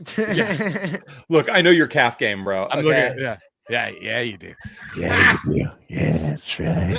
Yeah. There are the calves and the calf knots. Okay. The calf knots. Oh wait. Hold on a second. My dad always tells me you have Callahan legs because apparently that was our family name, the Irish Callahan.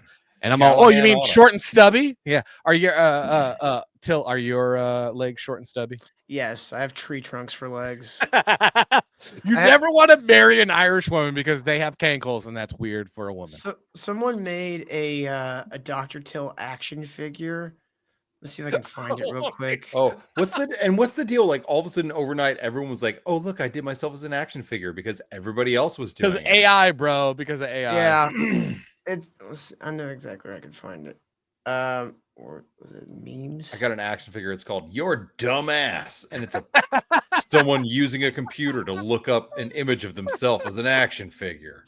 Yes, your dumbass, my dumbass, everyone stuff. Everyone's dumbass. While we wait for Till. Oh my God. I just sent it to you on Twitter. Oh, you sent it to me. Oh, on Twitter. Oh shit. Yeah, I'm actually wearing I'm dressed exactly as I am in the action figure right now. Damn it. My God, are you? Yeah. Twitter? I didn't mean to do that. Where's my Twitter? Hold on, where is it at? No. Sacagawea. No, I can't. I gotta do my Twitter. Yeah, dude, what are you doing? Get on the X. Get on the X. Oh, hey, are you doing X, bro? Are you doing X? Oh wait, what? Oh my dear Lord! Why? I feel like I should be asleep by now. What is happening? I know you should. Wait, why is this not coming up? Here, I can do this. I can do this. I got this. Boom. Boom. Oh my gosh, look at your look at your little legs. Yeah, it's more accurate than I care to admit. Dude, you got books. Oh, I gotta close that because you're gonna see my. I look like messages. Deadpool after his legs got ripped off. In You got, Oh my god! you got like gummy bear legs. Yeah. Deadpool after his legs are ripped Oh off. my- It's so good. Dude, but this is why I love Deadpool, because he's all like, he's got his tiny hand. He's like, basically like, hold on, I gotta go masturbate because my penis is gonna look huge. I mean, that's because that's what every guy would do. I'm sorry, like that's what, like, and that's why I love Deadpool, because it's like when people are like, I remember when we were working on the Deadpool marketing campaign, it was like, you know, we all had to like kind of figure out like what would like sum up Deadpool in like 2 sentences, and I was like, I can do one. It was like, imagine you're 13 years old and you have superpowers. Yeah. With the potty mouth. 13 and a half. 13 and a half. Because that's being Deadpool. It's being a 13-year-old with superpowers. And every guy and you have knows what that means. The Knows what best that means. comeback in the book. Like you also have the comedic timing of Mel Brooks. Like, I'm he's just sorry. like- Yes, you have the comedic timing of Mel Brooks, but a lot of 13-year-olds are actually quite hilarious. I'm sorry. 13-year-old boys are some of the best kids to be around. And if you've ever, like, I'm sorry, they're hilarious. The funny ones, at least. Till was a good 13-year-old, and so were you, Bro, Savage, and I know it. Shit, man. so like, You I were only had fat my and humor. funny. I only had my humor back then. My wife just texted me, the show jumped the shark. Listen, woman. Listen. Wait, there was a shark involved? I thought we were still working on the Dr. Till action figure. Hold on. My wife is always right. She's always right. All right. Let's call it. Let's do it. It's been awesome and super fun show. And honestly, like now I need an action figure of me. Oh yeah. Because yours was so hilarious. Like I want to see, like it's like when someone does a caricature of you at the fair, you're like the things that they accentuated and whatnot that they made bad or weird, like that makes it so much better. Yeah. Dude, I love the little items, the accessories that come with right. it. It was like a microphone, cigarettes, a booze bottle, sunglasses, a tiny desk. A tiny desk. Yeah, it's so great. Well, thanks for having me, guys. It's always fun to Dude, hang out. Till, over thanks here. for coming, man. Always love having you, man. Honestly, I kind of sometimes wish we would do a weekly show with you, and we would have 2 shows, and then would just be, you know, we have so many 3 of shows. us. I know. Right? We have many shows. We need to just like get better at doing. We just need to. Although, you know what we need to do? We need to treat this show like Till's dad treated that pig. Shoot it between the eyes. Kill it. We just got to kill it. I mean, the show can change. You can, you can end the show. Maybe this just becomes like a 24-hour stream, and we just kind of really get to know each other. Everyone say good night. We got good night all. See you night, guys. Thank you, guys. End it like he ended that sow. Oh my God. Hey, make sure to buy Silence Do Good. We love Buy you. my book. Thank you for being here, Dr. Till. It was an awesome show. Episode 41. Salty Hang out for a second. For life.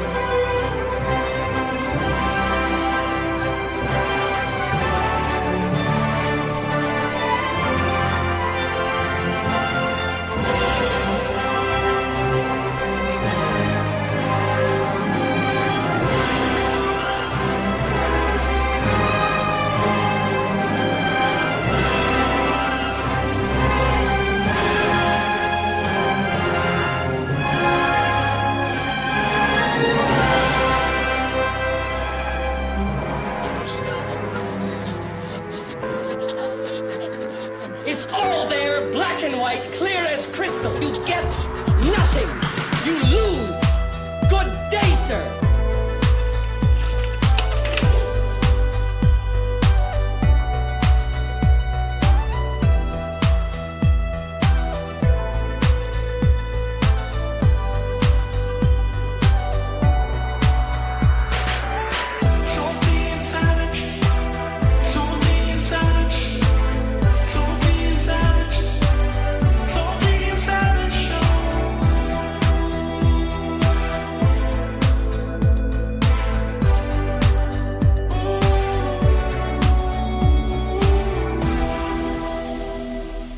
Salty and savage.